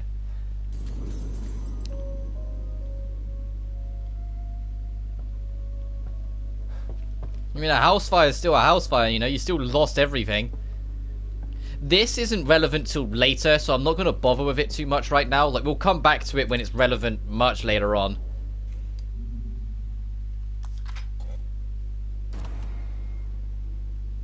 It's 12 midday. I'll go on for like another hour and then I'll start getting ready for wrap up. I know this has probably been a bit different for some of you if you've been used to my Danganronpa stuff, but I hope you've been able to like enjoy it anyway. I'll go through like the whole of this game. And I plan to go through other stuff. What I go through after this, I'll figure out when I get there, alright? There's going to be a lot of times where I just, like, don't necessarily do, like, multiple sessions going through our whole game. I just do one-offs for, for funsies. Just to sort of see how they go. Like, Elden Ring's a good example. I'm really excited for that, but I doubt I'll be doing, like, session after session after session. Because I'll want to play it in my spare time. So I might do, like, the day it comes out, like a first few hours stream, and then the rest afterwards I'll figure out myself and I'll stream other stuff. But that's not out for a few more weeks yet, so.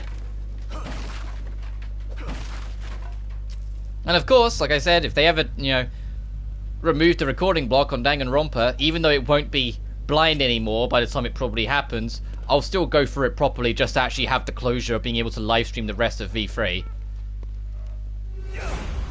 Oh, we in ghost mode again. Yep, okay. Right, I need to get to you to get that sniper part, and then we'll start turning downwards to try again and getting that gun. Where am I? Where is she? I can't see anything. Let's go over here, because this looks safe enough. If I can get a little bit of range and a little bit of perspective on where I am and where she is. Okay, she's way over there. We could probably just circle her if I'm honest. We're so far away. I'd be very surprised if she saw us. I mean, stranger things have happened, but...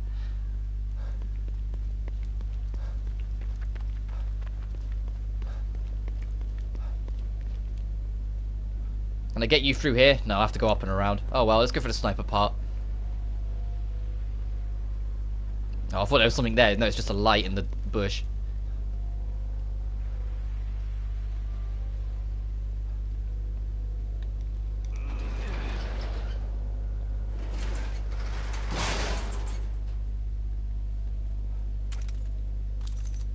I don't know why those weapon parts were just kind of floating, but I'm not gonna argue it.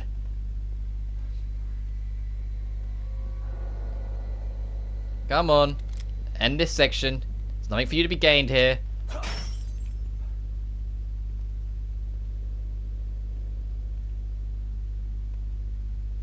It's like, go away so I can interact with things again. You can kind of fuck with the environment though when you're in this mode. Like, case in point, you can kind of just... Hi, how are you today? Where they don't expect you to be going for objectives when she's around. They expect you to be 100% focused on getting, like, evading her. So when you're not and you're just actually doing objectives, the game doesn't really know what to do with you.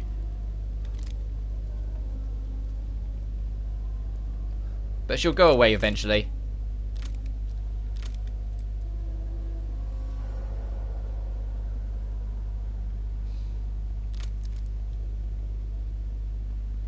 Come on.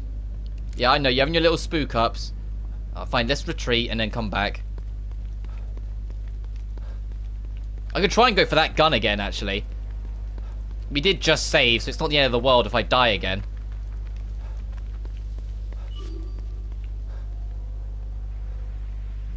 Oh, jeez. Yeah, I could actually try and return to this whole section. Now I have the shotgun, I can not fret about the close-ranged section as much.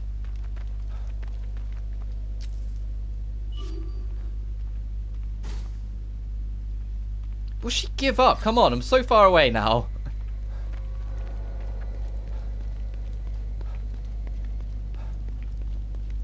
Can't even see her. She's still behind the house, I imagine. I think that's the only thing that is a little annoying, is the fact that, like, when you know how to deal with her, it just holds up progress, because you're like, come on, go away now, we don't need you. Oh, I can try and get this resonance point again.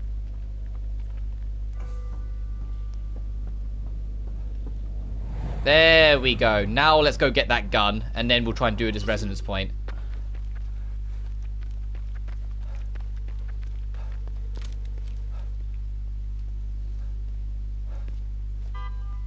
Alright, you ready to take free damage? Listen, the more I think about it, the more I don't think it's possible for you to get this gun in Akuma mode. Which, if that's the case, that's a bit of a... I understand it came in an update afterwards, but that's a bit of a misstep that the one touch you die mode has force damage for you if you want to try and 100% it. It's worse than you do, pal. I wonder what you actually get as a reward for being Akuma mode, because classic mode gives you unlimited ammo for everything, and like hard gives you like the rocket launcher and the one-hit magnum and all this other stuff. Oh, you can actually get her off without taking any damage. I just didn't. Yeah. Alright, the laser-sighted handgun. This semi-automatic pistol has been equipped with a laser sight to improve accuracy at longer ranges. So you go to it, and we'll go laser, and now you get to play Resident Evil 4. Anytime you aim the gun, you get to play RE4 and base it off a laser sight as well. So if that's what you're more comfortable with, there's your option.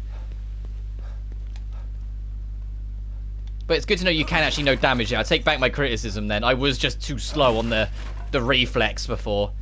It just felt so sudden, you know? Let's see if there's anything else of worth in here before I leave this little section.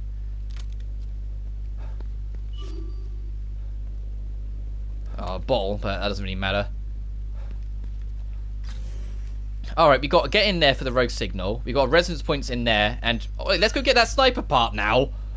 So we actually get the sniper rifle. Ghost Lady doesn't interrupt again.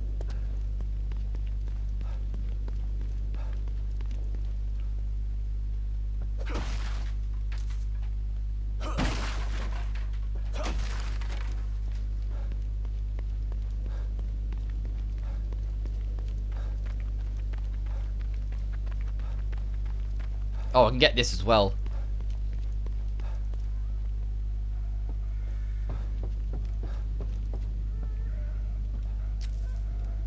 Oh, the enemies spawned here now, perchance. Now that the ghost's gone. Because that's kind of what happens. When the ghost lady spawns... Oh, God, yeah, there is one of these things. When the ghost lady spawns, most other things despawn. So it becomes a little bit more fair that you're not dealing with a shit ton of enemies and spooky. Don't tell me you saw me. Oh, actually... Oh, while I'm here...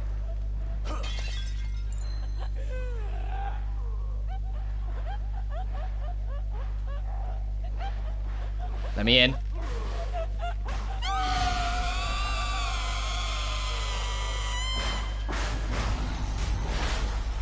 That's the reason why we don't like that thing, by the way. When that monster sees you, you see how it scream made all our stamina just vanish. Let's get this. The broken sniper rifle. And they said, that thing was making so much of a racket that this guy didn't even hear us at all.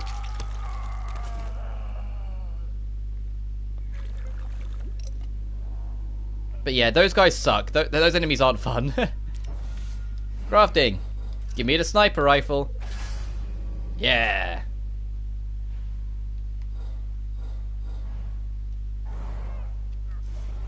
And I will put you there.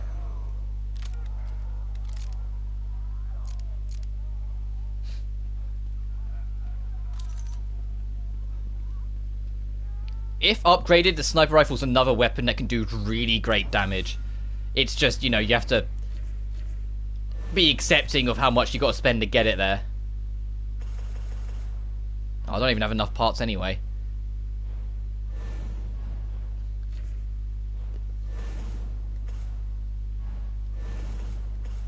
$240. Ooh.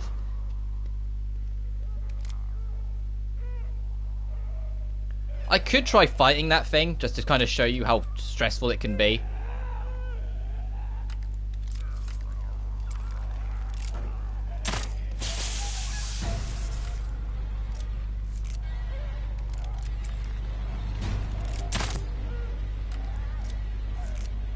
As soon as it recovers from the stun, I got him leave. Missed. Alright, time for us to go. I've got the smoke bomb actually, so I can do this.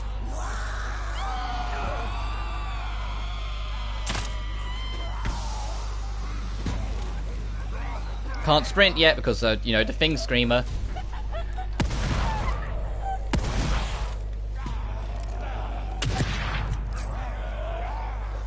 God, look how many enemies there are here. Holy shit. Okay, we're not sticking around.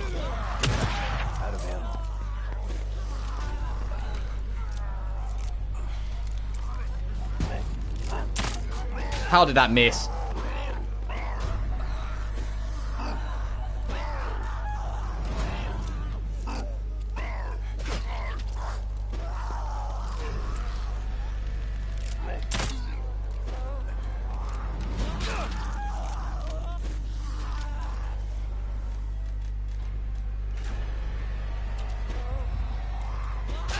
Ow. Ow, what the fuck? Oh god, oh, I'm on a thread.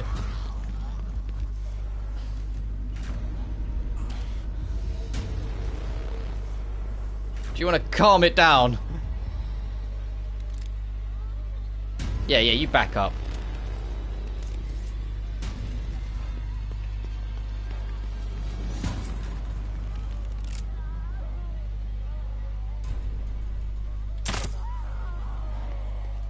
Next time I might not be so lucky. But I will take the experience, though. I mean, I put all that effort into trying to kill that big woman. I want to at least try and finish the job, you know? You. Can't make sniper... Oh, you can. It's 11. Oh. Let's make another smoke bolt.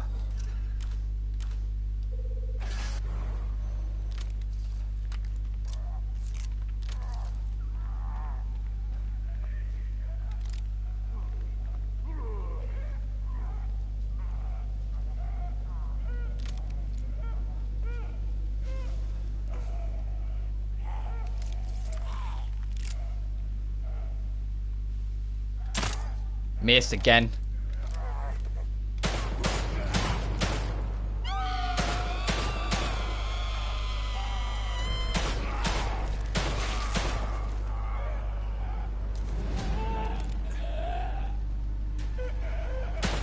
Missed.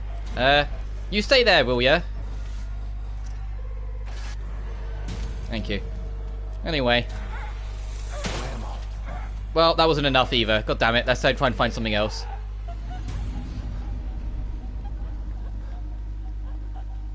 Oh. I want to at least kill this one before I move on. That's why I'm like keeping here, even though I'm wasting a lot of bullets. I feel like I've come this far, I might as well try and finish the fucking thing off. I just need something to actually finish it with.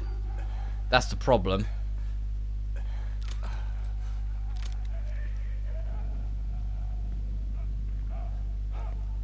Oh, there's a light by this door. It might mean it's openable. No, never mind. Oh well, so much for that rule. I'll come back.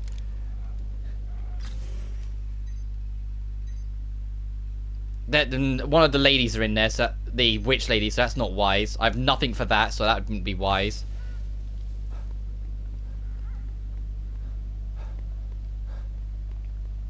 Ooh, those boxes might be worth breaking.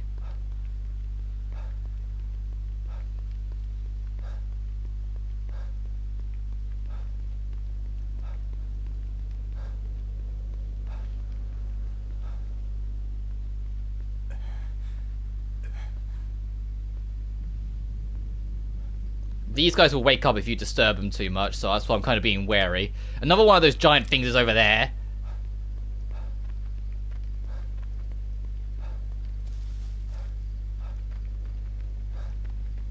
How do I get in? There's a hole in the fence somewhere, there has to be. There it is. Oh, I could make more medical stuff as well when I get the chance, because I've kind of used a lot.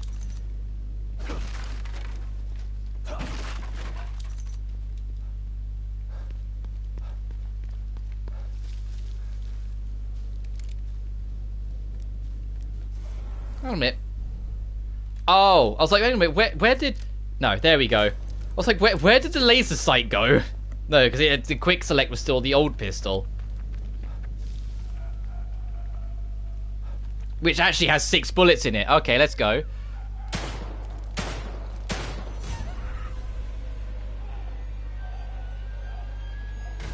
There we go, that's all we needed.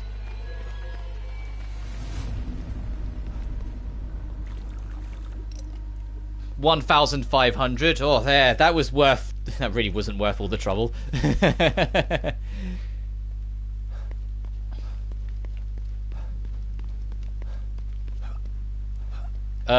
Excuse me? Game? Hello?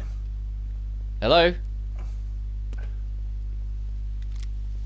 The moment I start live streaming, for goodness... I don't remember this game having any, like, real glitches. And, like, a lot of little things have been happening since we started. Ah, screw it. It's already kind of a doomed run as is. Might as well try and go for the objective, see if I can get anything lucky along the way. Oh, that might be helpful. Oh, there's another key statue. Actually, that reminds me, it's not the end of the world. I can go maybe get lucky with the locker statues. The locker keys. There, let's go back and go to that room then. And then from there, we'll try and structure our plan for how on earth we're going to deal with the next witch. That's just what I'm going to call them from now on. The like the extremely pale, ghoulish female zombie things with a knife that are really resistant to pain. I'm just going to call them witches from now on, just so we have a universal name for them. Which means I need to think of a name for those big guys that smoke as well. Because smoker seems a bit too obvious. Maybe screamer, because it gets rid of your stamina when it screams.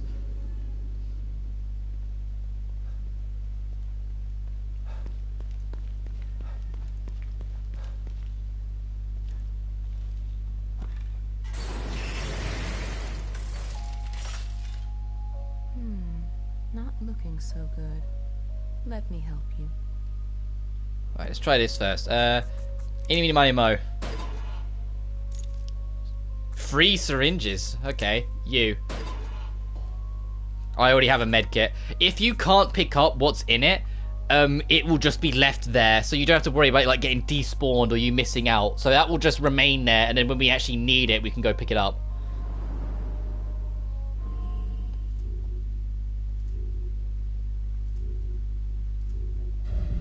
Right, I will get you. I know it's pricey, but so our axe continues to be helpful, I will get it.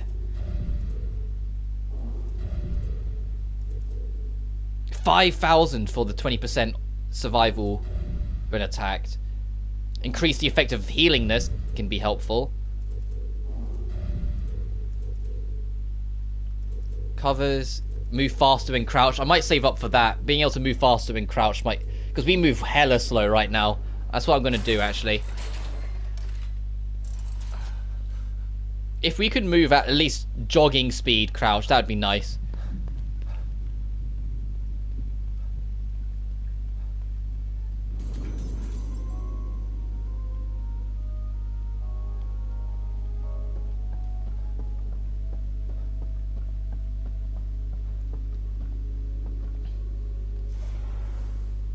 No, we don't need that yet. I mean, we could, but it depends how soon it will be when we come back. Problem, didn't really solve our ammo issue. In fact, I'd go as far as to say we didn't solve it at all. Actually, there's a workbench in here. Let me see if I've got enough with the workbench. I'm sure there's a workbench in here. We don't have to warp out.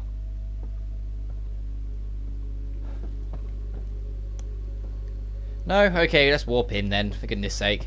Only takes a couple seconds.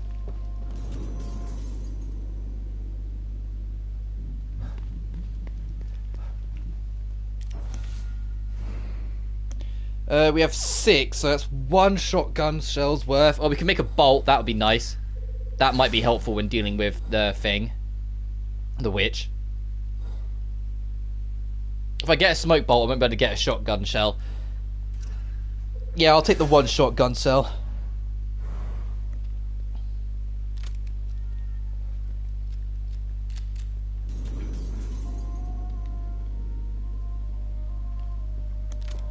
And I'll just hope we pick up sniper ammo along the way at some point.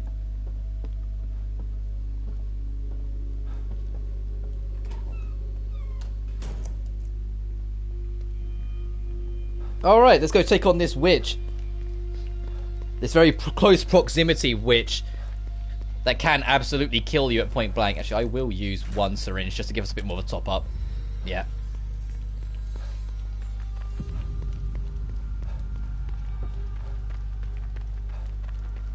It's in here. There.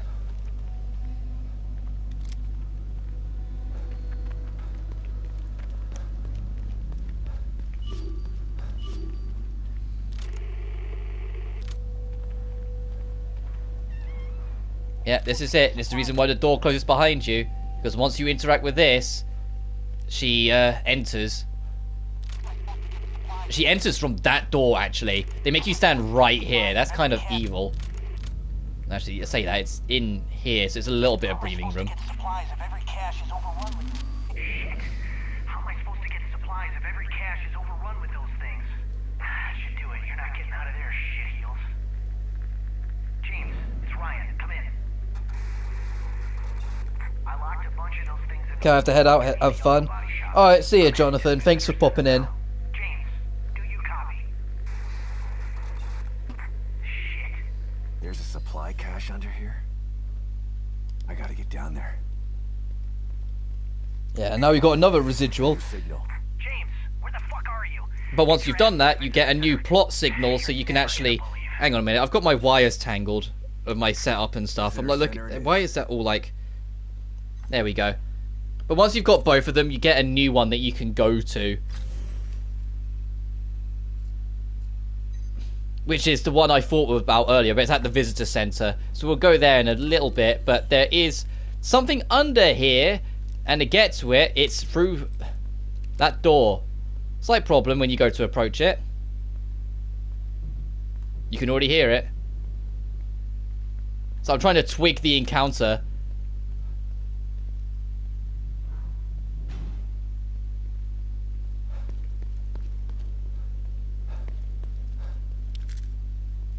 Do you have to go to leave first and then it twigs it?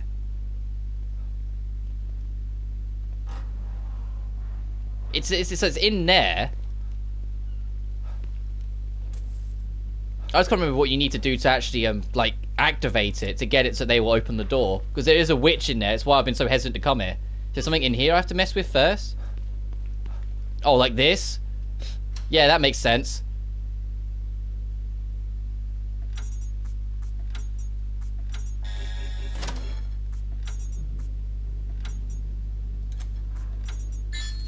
There we go. Now that door's gonna get like burst open and we're gonna have a problem. Yep. So I'm gonna try and get the stab, and then we will hope the shotgun enter. So we'll try and get a backstab and then shoot. There's another Mondo passes us by. Don't turn around. Alright, here goes nothing.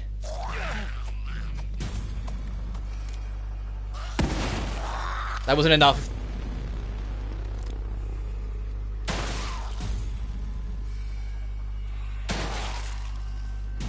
Is that enough? Okay. Always stresses me out. Fuck dealing with them. The witches are so powerfully dangerous if you let them be. Anyway, now we have power the things, we can lift this up, I believe, which is what reveals the hatch. I think we can also lower this and it has stuff in the car.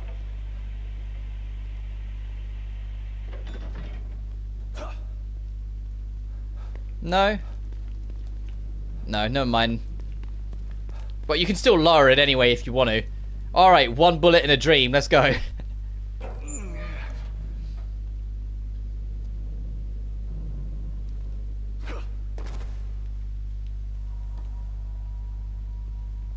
Oh, it really is going to be one bullet in a dream. I think there's going to be enemies around. I was going to say that we've got this. I don't understand. Whoa. Ken, where are you? I've been looking for you all over the place. Shit, John. What are you doing down here? God, what a name, John. I don't understand. I know my name's basic, but no offense to anyone called John. I know Jonathan just left.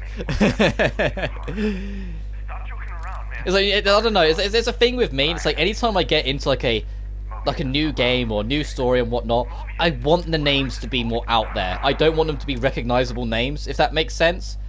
Like, I think I like being, it's going on to like the whole thing with the Danganronpa, but I like the escapism of games and what they can give you. So when it's like, oh no, not Steve, I'm like, oh yeah, Steve. You couldn't have given him like anything else of a name. It's why I like Sebastian as a name, because Sebastian's not that common. Yeah, there's not that Sebs aren't out there. There's a whole bunch of Sebs, but you know what I mean. Like, it's not as common. But here's the trouble. I can see it from here already. There's a lot of enemies over there, and just we haven't got much hope right now. But we can kind of come over here and nab these at least.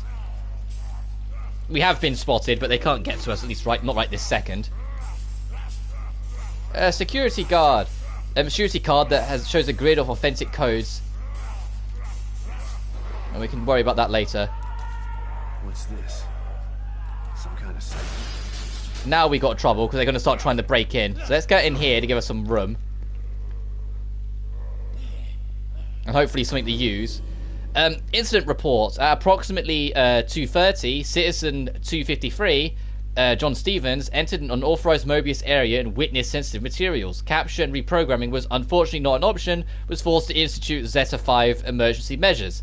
Requesting disposal unit at auto repair. Alright, our time's going to be limited to try and gather parts for this, but... Oh, we were absolutely spotted. There's no two-way about it.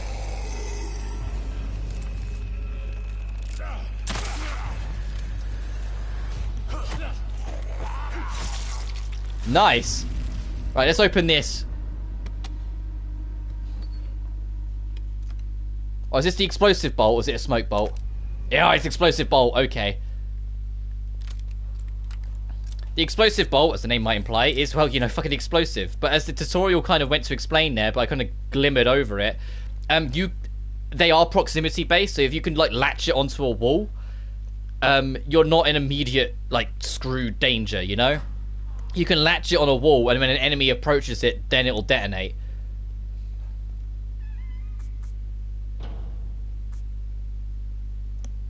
Oh, okay.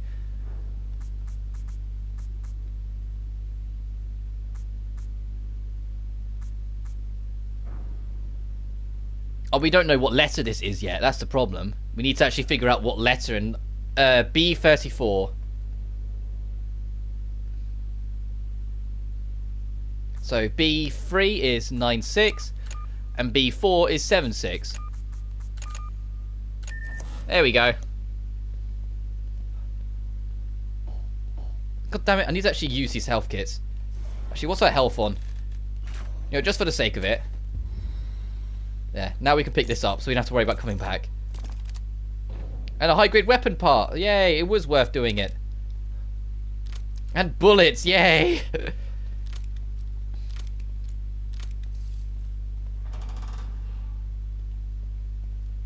So I don't think we can crawl under here ourselves. So no, we can't get around properly here.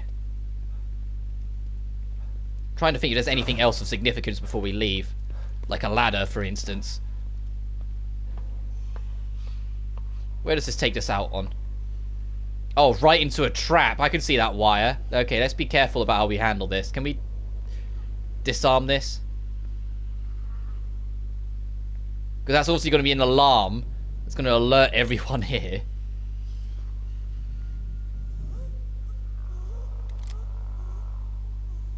We're just going to wake you up. Well, you're already awake. Oh, you got an axe on you. That'd be nice.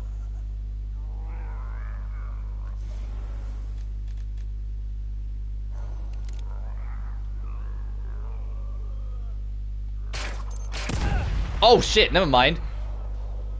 I thought I was going to trigger an alarm. That didn't trigger an alarm at all. That just triggered an explosive to launch up in my face. That for some reason did like 0 damage, so I'll take it.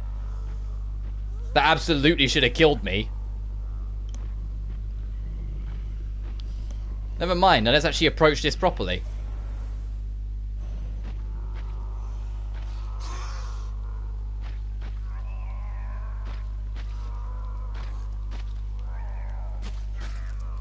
You go investigate over there, so I can get this axe off you.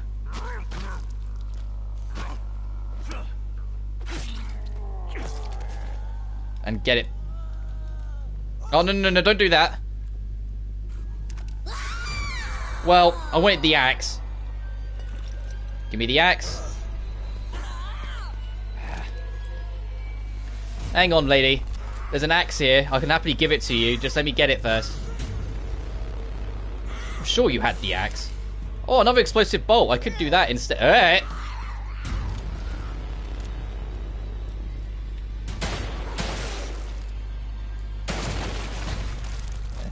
Once I've got the laser sight, I'm a lot better at my aim. Because I can go Resident Evil 4 mode.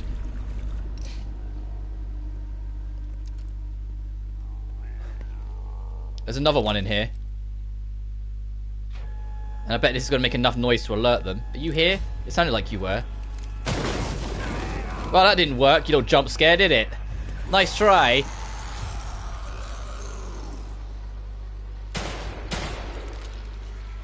Come on then, get close.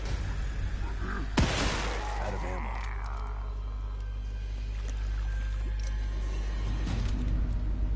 Alright, whoever comes up next is going to get detonated.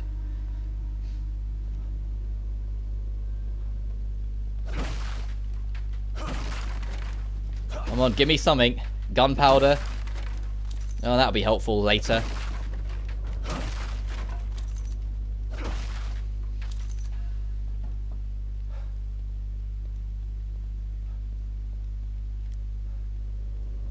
Hello? Bullets. Powder. Not feeling like picking this up, Seb? Or have I got too much?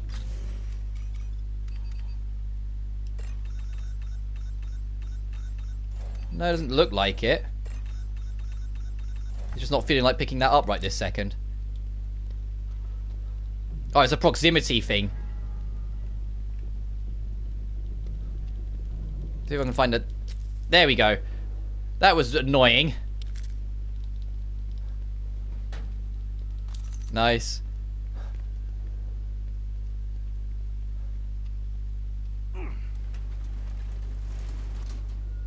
And we move this out the way. Instead of having to go all the way back through and around, we can just leave through this door. Which puts us where? Oh, right next door to it. Okay, so nab that, swivel round to that, and then once we're done there, I will head there and save. That's what I'll save and then wrap up the stream, because we've been going on for a little while anyway. I want to do longer streams as a rule, but as I'm still like adjusting and getting used to things, like that one live stream I did at the end of Dangan 2, that was like 7.5 hours. That took the life out of me. It was fun, but wow, I was tired by the end of that stream. But I would love to do streams of that length more as time goes on, and obviously do different things as time goes on, but one thing at a time. I'm still adjusting and finding my feet to live streaming, so to speak. So I don't want to just rush into everything and suddenly feel like I can do it at the same level as the best of them, you know? Because that would just be suicide.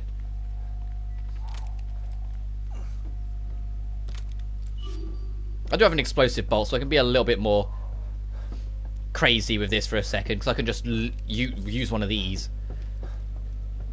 Where is that resonance?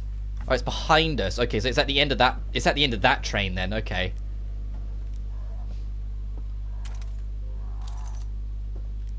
And I can't go any further with this one, so let's hop off.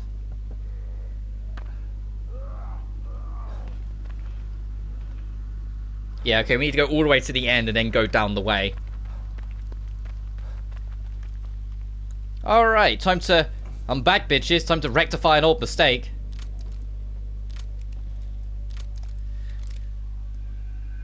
Oh, you can't really see the end of it from here. It's too far. If I had the bullets in my sniper, actually, can I make a sniper bullet? I can make one. Oh.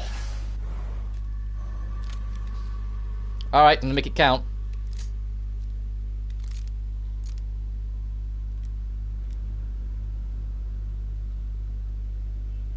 God, the aim is so wobbly, and there's no, like, hold breath to aim thing. And it's so wily as well. Yet, stop, come on. Missed anyway, fuck. All of that for nothing. That's alright.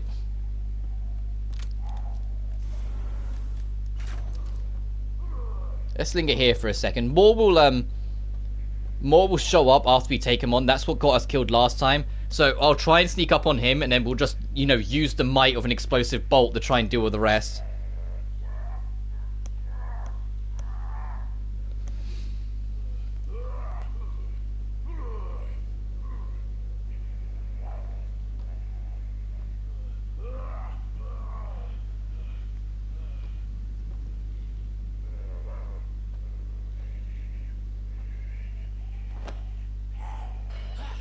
Yeah, keep your attention there.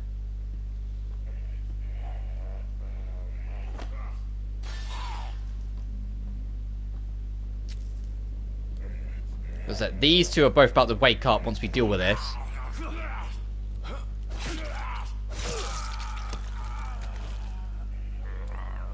Yeah, they're up.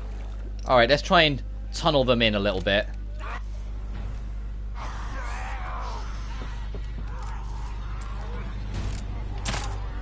Okay.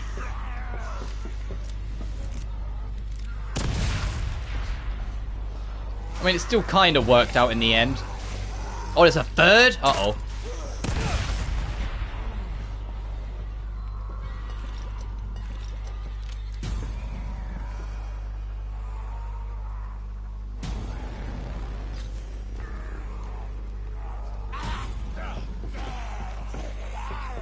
Wow, wow. Why did that work? Alright, whilst you're screaming.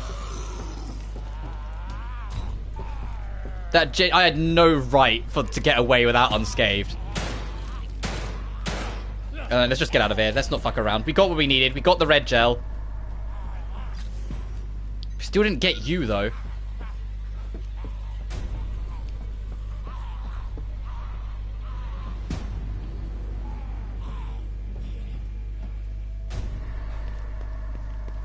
Oh, okay, no, we do need to deal with those enemies because it's right at the end of this. Okay, got it.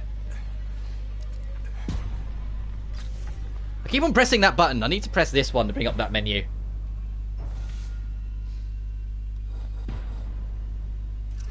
Oh, that's kind of... The extra price from doing it at hand is so hard to justify sometimes, but come on. Alright.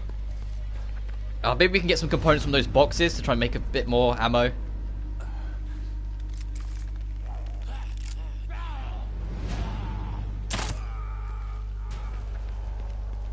That looks like enough to kill. Okay, only one more dude left. We might be able, if he's lost interest, be able to sneak up on him in a sec. Let me just load the one bullet in a dream. And we'll just try and bottle him to death.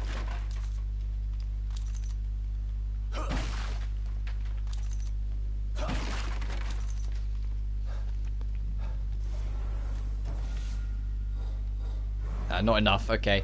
Let's see what we've got down here now. Oh, he's way down there now. Don't turn around. Don't turn around.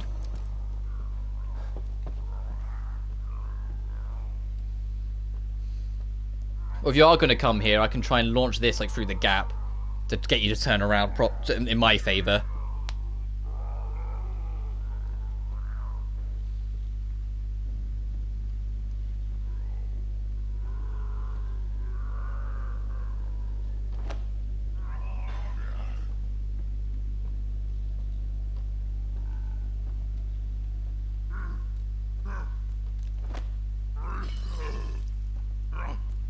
There we go.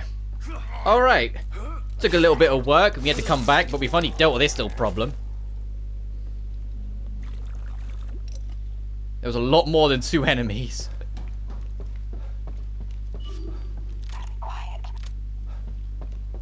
Right, and this is what the resonant points was leading to.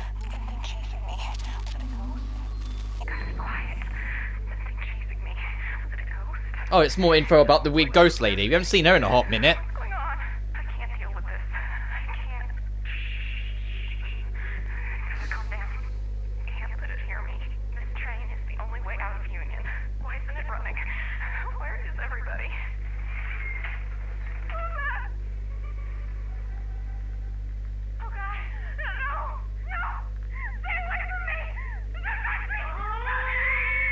Oh, and this is what became of her, clearly.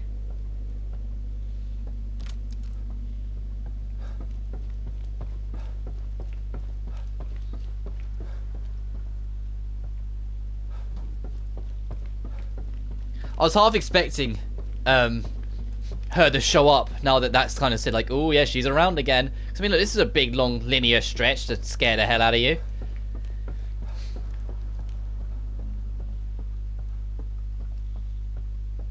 Right, last thing of note, but I am going to detour to that save house to save and maybe try and make something, because we're a bit low on everything before we do. And then once I've done that, I'll wrap up. But it's nice to be back in Evil Within 2. It's a bit of a uphill stretch to try and, uphill battle even, to kind of try and find my rhythm again. But I'm getting there. Is there anything in here? Anything else?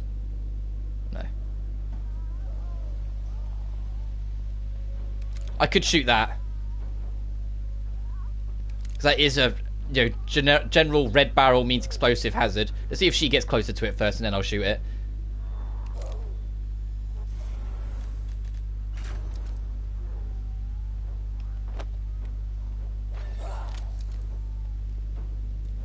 No, I think she saw me. Well, half saw me.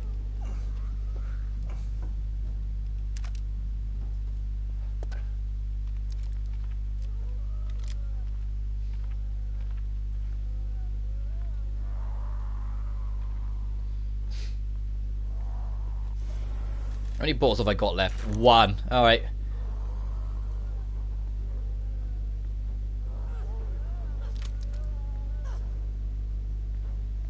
Ah, screw it. It's not worth it.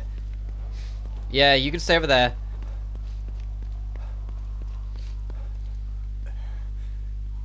Ooh, I could try and kill you for free experience, because you seem a little distracted. So you're distracted. It's me getting distracted going over to deal with him. But you never know, it might be worth the trouble. And it'd give me a better vantage point over that bit where we got the crossbow to see if there's a way to get to the dead guy there.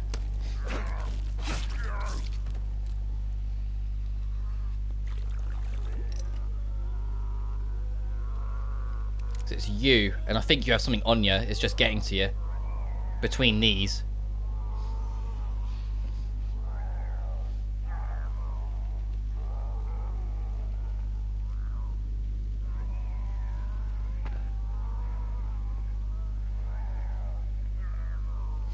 Let's head this way.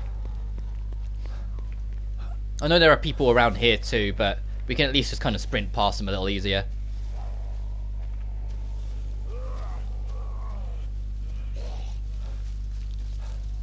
As soon as I could see where I'm going. There we go.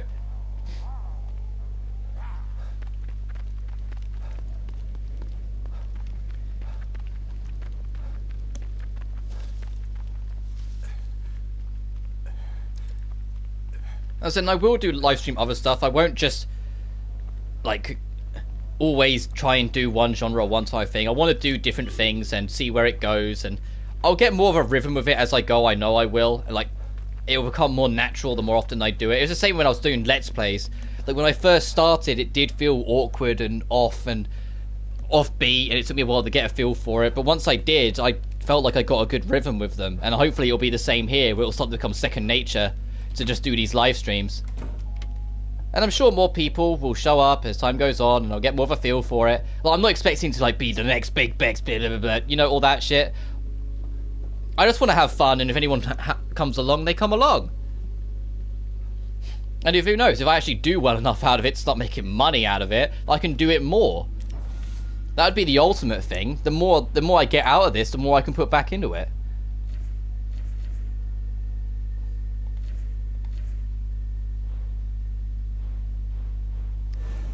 Ooh, I could up the damage for the explosive. What's the final? Shrapnel. Ooh, that's kind of good.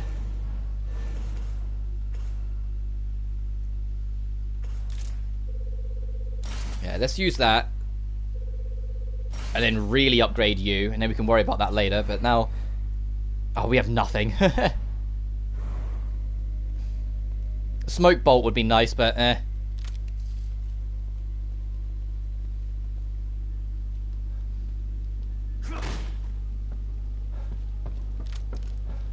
Let's get some actual proper health upgrades. Or, no, not just health, but, you know, personal upgrades.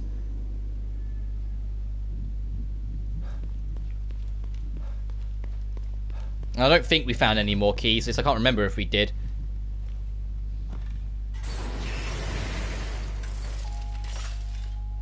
What can I help you with, detective? Did I get number 1? When she finishes talking? No, I didn't. Okay. But that medkit's still there. You see? You can still go get it. Right, I wanted... you. 12,000! Oh, to get... Oh, that was stamina recovery speed. Whoops, I wanted stealth speed. God damn it. Alright, 600 more. For some reason I was like, oh, athleticism. That's what it'll be. Not the one that says stealth. Stealth kills around corners would be nice, but I'm in no rush. That is what I really want. I just should have read. I didn't read, but stamina recovery speed's nice as well. Oh well, my bad. We are close though, so we will get it before the end of this stream probably. Yeah, that is a little bit better. I can already see, like, testing it. Then I will save, and then we will brave that house opposite and get our rewards.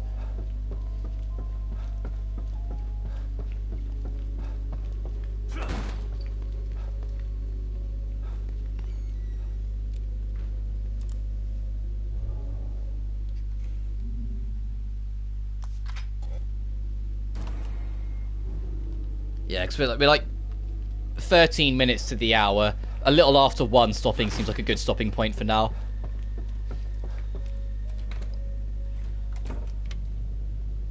And then we'll actually, you know, go look for Lily in this entire game based on looking for Lily next time. But this is what I mean. I said the first 2 chapters flown by, but as soon as you enter like the first open space, no, go look around.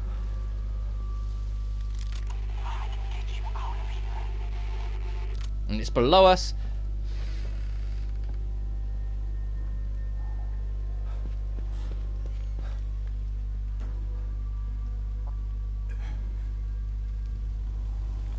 Don't go. Is this meant for me? Well, it won't stop us because we can't read. Let's go. And I'll just hope that we find ammo as we go. Oh, jeez. I recognize this work. Him again. I can get you out of here. Look, man, just let me go. I can take you somewhere safe. We've got supplies. Stick with me. I can get you out of here. Safe? What's interesting about safe? Oh, jeez, if you need a villain motivation. What's interesting about safe? Work in progress, but soon it will be perfect. All it requires is my inspiration and your blood. What the fuck is wrong with you, dude? Don't move. Oh shit! Oh shit! Help! Somebody help me! I said don't move. Now, let's make some art.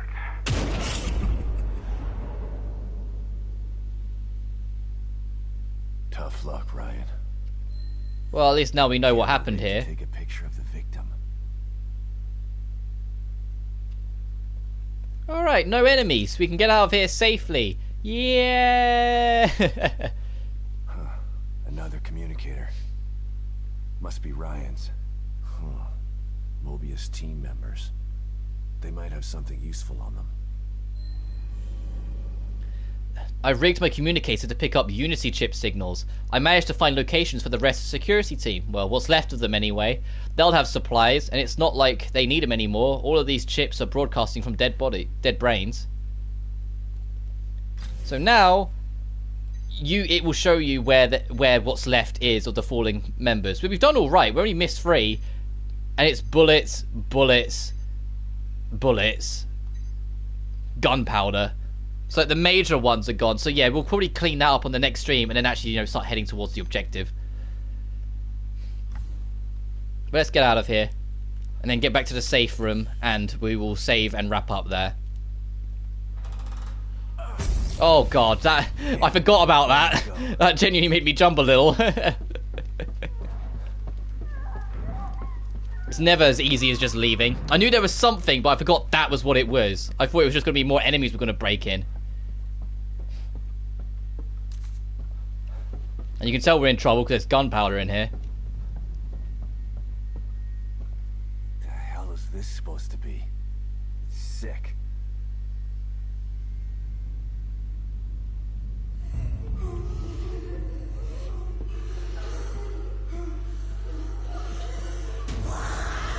Uh-oh. Uh-oh. We don't have much. This bit I remember, that you have to actually try and figure this out.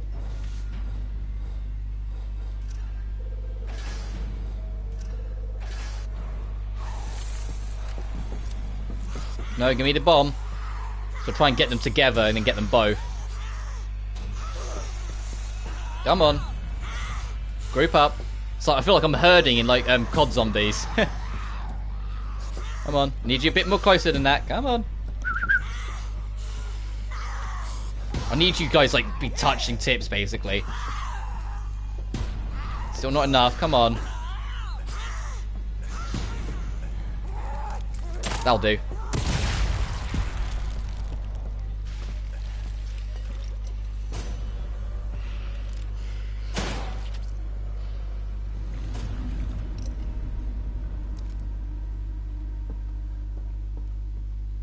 Alright, let's get out of here. See, you just need a little bit of maneuver and we're fine.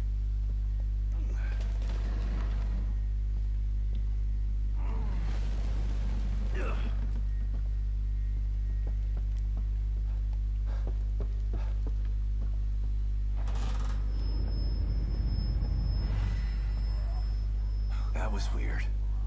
Even for this place. O'Neill's safe house is right there.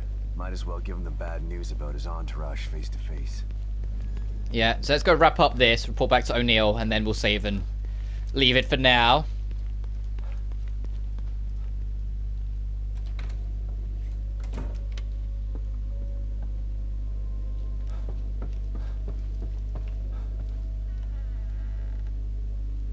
O'Neill, I've got news that you probably won't care about because, you know... But after what I saw, you're better off without them around. They were planning on killing everybody in here. And now for one emergency, huh? Can't say it's the worst idea I've heard. You're a real piece of work, O'Neill. You know that? I'm just being a realist. You can't save everybody. It's impossible. Mobius made emergency plans for a reason. If they never made this twisted machine, they wouldn't need emergency plans in the first place. Maybe so. But look at what they've done. What have they done? Have we actually established that yet? Company man after all this, huh? Hope your loyalty pays off for you in the end. Because right now, it seems like they don't give a shit about you. What do you mean? They sent you in here, didn't they? Sorry, I didn't mean to make you angry. Here. I made some more of these for you. For your troubles. Oh, 150 weapon parts, and that's the Rogue Signal side quest done. So let's save, and then we'll wrap up for the first session of Evil Within 2. So I know it's a bit different than what I had been doing, but I hope that it's been enjoyable nonetheless. And I want to keep doing things different. I want to keep trying to do things and whatnot, and just seeing where it takes me, and hopefully we'll get to have fun along the way. But until then, I will see you guys next time. Peace.